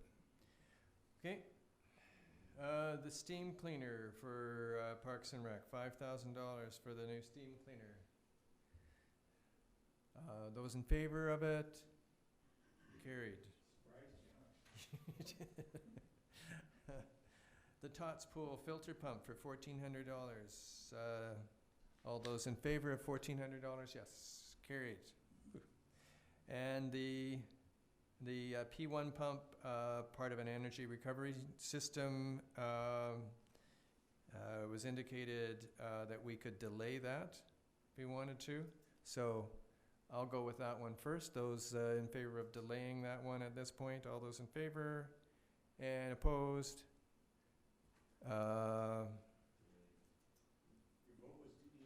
We are delaying. And the main pool recirculating pump for $6,600 in favor of replacing that pump. And opposed? We are replacing it.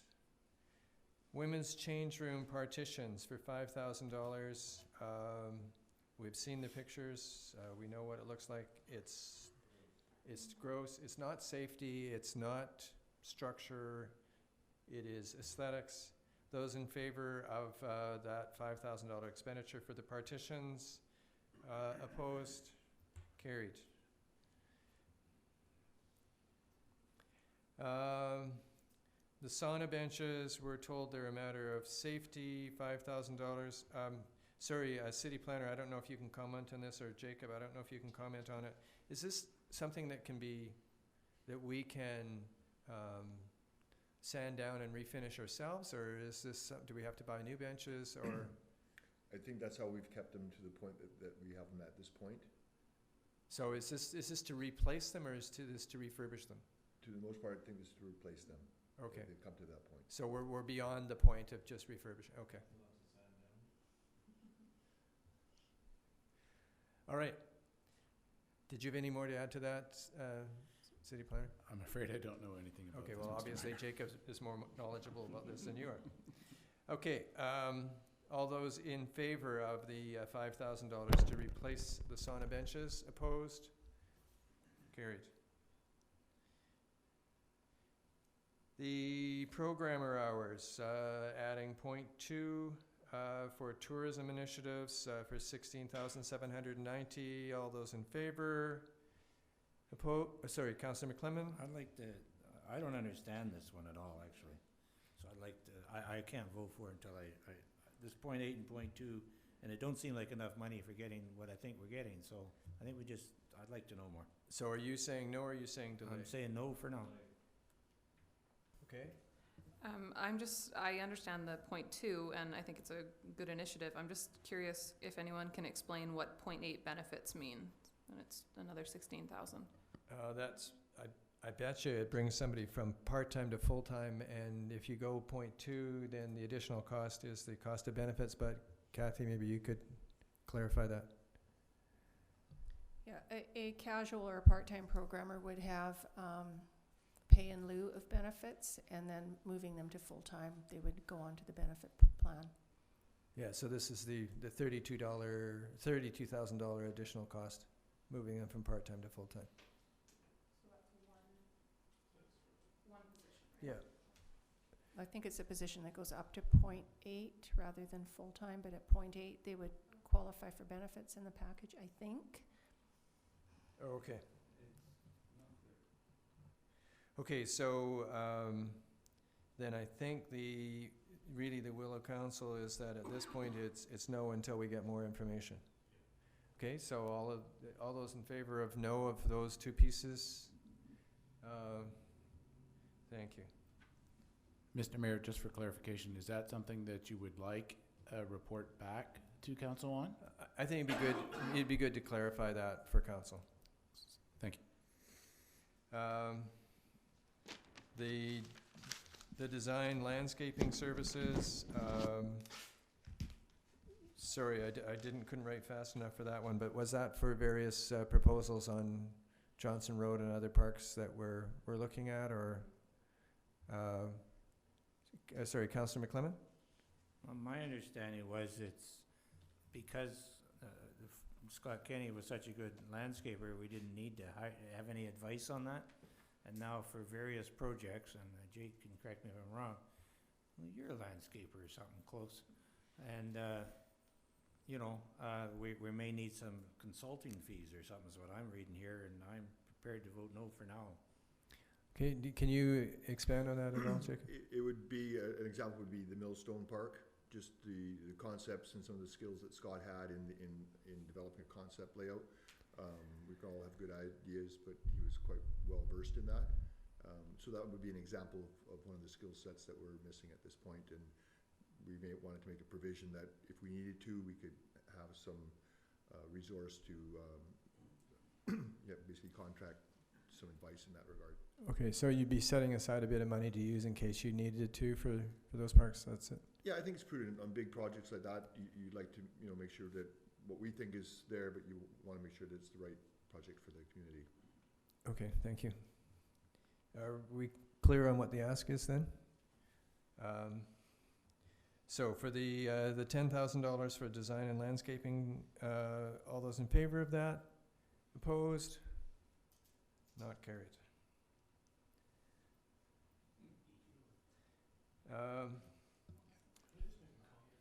Yes, go ahead. I think that possibly this could be a cost that's included in development cost. If we have a park design, it should be part of that cost. So it would come back to us in a different way, but Scott was a landscape architect by trade, and I know we don't have that skill right now, but maybe that cost should be part of a development cost. Okay, thank you. The Paper Mill Dam Trail, increasing water access, $4,500. When you were explaining it to us, Jake, it sounded almost like it was not just access, but almost a matter of safety in some ways. Yeah, at this current point, the existing trail basically stops abruptly before the main beach, and it's just to get ourselves down to that main beach. How that park has changed over the last 30 years. This area that's eroded is becoming more used, and you're just basically walking over rocks and riprap that has fallen. So it's basically kind of realigning the riprap, working with erosion, and it just makes a nicer, smoother access to the water. Okay, thank you. All those in favor of spending the $4,500 Paper Mill Dam Park? Opposed? Sorry, Councillor Washington, because it was a 4-3 piece, what are you thinking? I know, but what would it take to get you to yes? I adjourned this meeting so I can go home. Okay. What do you? If it's a safety issue, Mr. Mayor, of course I'm concerned, but I didn't read a safety issue into it, and I think we can if we're going to try and keep ourselves lean on the taxation increase. I think there's other things on the following pages that demand more attention than that trail right now, unless, of course, unless it's a safety issue. Okay, it's just one of those things when the vote's that close, I just alarms start going off. So let's. What I'd suggest is maybe we reconsider this and just delay it for now. And lawn bowl path, widening that particular path. Any discussion, any feeling on that? I'm just curious to know the necessity of it. I didn't understand exactly which path it was. I guess it's something to do with right by the high school, so you might know, Mr. Mayor. I think it is. It's between the lawn bowling club and that the Allen block wall. I suspect that's what it is, and probably wanting to do something expanding that pavement, right? That's correct. Yeah. So it's just trying to make it a little bit more usable, but whether it's more important than other things, I'm not sure. So, Council, is this something we want to go for? Is this something we want to delay? What's the will? Okay, my sense I get is delay this. All those in favor of delaying this particular project for now? Okay, and form and character development permit area guidelines. City planner suggested that if we wanted to, it could either be part of the economic development charrette, or it could be put into a future year such as 2017, depending upon what we want to do. Councillor Alberni? I'm going to say this should probably go to the public. We could delay it until then. And I also suspect that once we've had that charrette on Johnson Road, it'll be clear as to what we want to do. So I would say at the very least put it off for now. We may, you're right, we may want to take this forward to the public meeting and see what the public sense is of that. So let's just take it to that one in terms of the public meeting. All those in favor of putting this into the public meeting? Those opposed? Those tired of voting? One thing, Mr. Mayor, I think all this is going to the public meeting anyway, isn't it? No, so the ones we've clearly said no to, we won't take to the public Okay. meeting.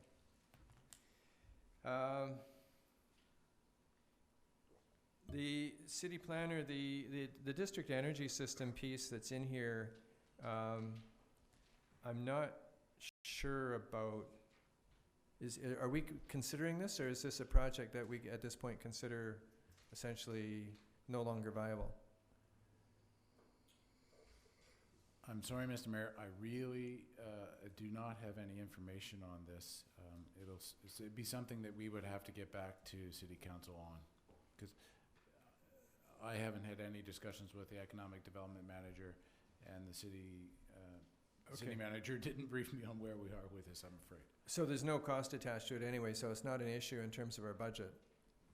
No, but as far as being able to give you direction on this, I'm afraid I'm not able to do that. Okay, well, in that case, let's just delay this until we get some clarity. Yeah, I think with Mr. Deacon, what he mentioned in his presentation was the fact that you didn't find a partner yet to that fact. Right. So it's simple as that. So But he the may project is still out there, it's just to find the right partner. He may be coming back to us with another proposal at some point. There is the proposal from Economic Development for $25,000 to support the charrette so that we can do the design on Johnson Road.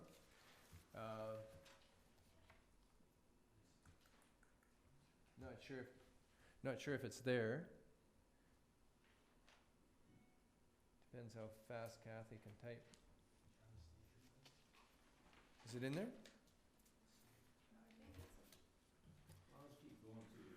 I believe it was included in the Economic Development Manager's operating budget.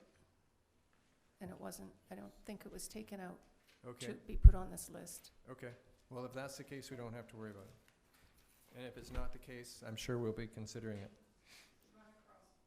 If we run across it, then I know I'm wrong. Okay. City planner, what are we doing with this waterfront industrial road phase 1? I don't mean in terms of what the council's decision is, but do we need to make a decision on this tonight?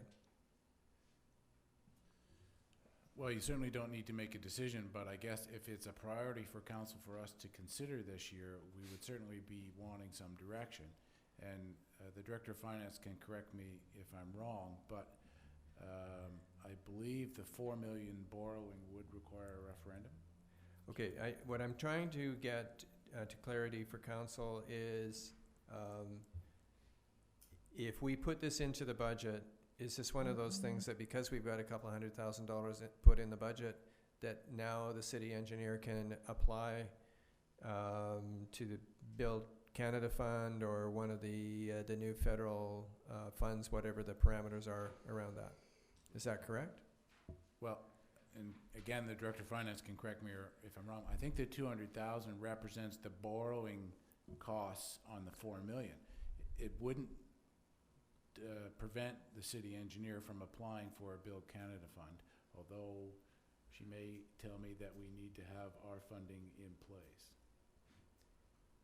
I get from the project that it's acquiring the land from Western Forest in order to be able to start the waterfront industrial road. City engineer may correct me. Mr. Mayor, the project itself is framed out through a pre-design study that we did a couple of years ago, and it did estimate that at that point $4 million. There's still certainly a fair bit of work going forward to pull the trigger on that particular project. Now you mentioned making an application to the Build Canada Fund. I think it was said earlier that these projects need some indication from, or the government needs some indication from the municipality that they're in the game for this particular project, and so you'd have to show some type of significant amount of money to represent that we're in the game. Okay, so council, my suggestion is this, that we just put a hold on this until we get more clarity about the project. And, we have until we give final approval to this budget to add it in if we choose to, or if we need to. So is the will of council, do you agree with me? Can we delay this? Yeah? All right.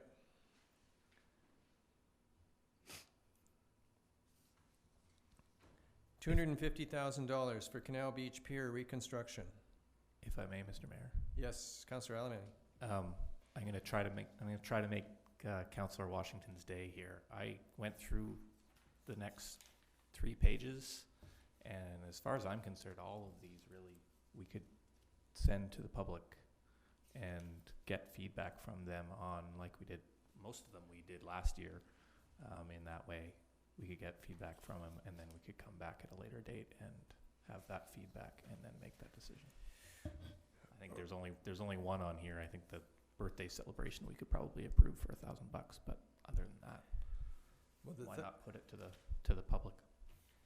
That birthday celebration for $1,000 was approved last year. It's just that Councillor Paulson hasn't spent it yet because he's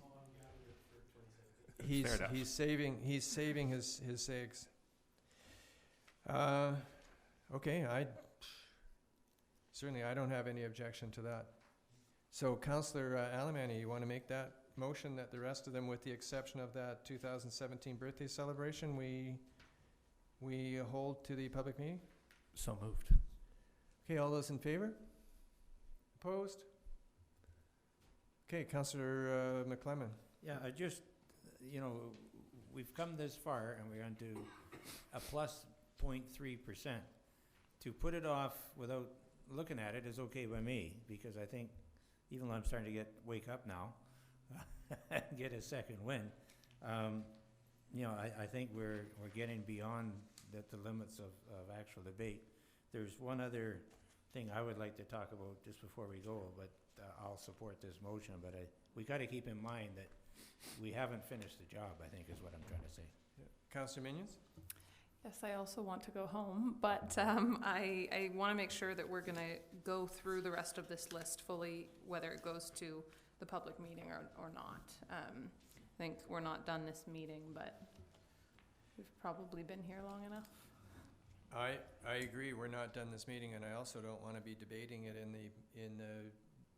the way it's set up in February 10th, it's not up for us to debate anyway. We're getting feedback from the public. But at some point, we're going to have to go through the remainder of these items and decide what we're adding in and what we're not. So that would be my caution to council, is that we're not done yet. Probably not by a long shot. There's still quite a few things. But these are things that we could bring to that meeting and just say, here's some other things that we're considering. Especially since we're at zero, basically now. We haven't made any final decision on the rest of them yet. But this is the way, this is what's coming to us. May I just clarify something? Yes. Because Mr. Watson had started this spreadsheet and I inherited it. But they're approved is in the comments for the Boulevard Median project on 3rd Avenue. Okay. For 180,000. Now, was that done, like it could have been done at a meeting I wasn't at, or? I don't remember, frankly, having approved it, but, okay, Councillor Minions. We approved the concept of it last year, but that was before we got a number for it. So during the budget process last year, we sort of approved it without a number in front of it to talk about this year. Okay, so it's up. Yeah. I think some this year, some of the items we wanted to make sure they were in the budget for 2016 so that we didn't just skip over them and not have the opportunity to discuss them. Okay, thank you. And actually the way that city engineer brought the design to us, we could do it in pieces if we wanted to. Councillor McClellan? Yeah, I'm just wondering, financial director, I'm allowed to call you tonight, Kathy, anyway.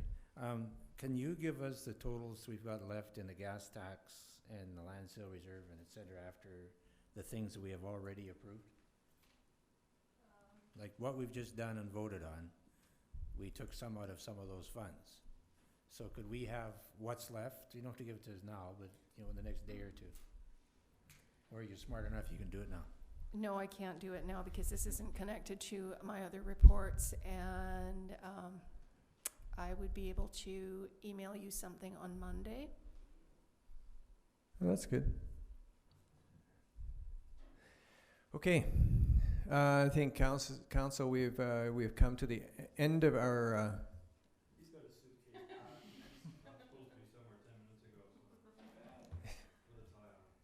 Okay. A motion to adjourn would be in order. So move, Mr. Mayor. All those in favor? Carried. Thank you for your persistence, everybody.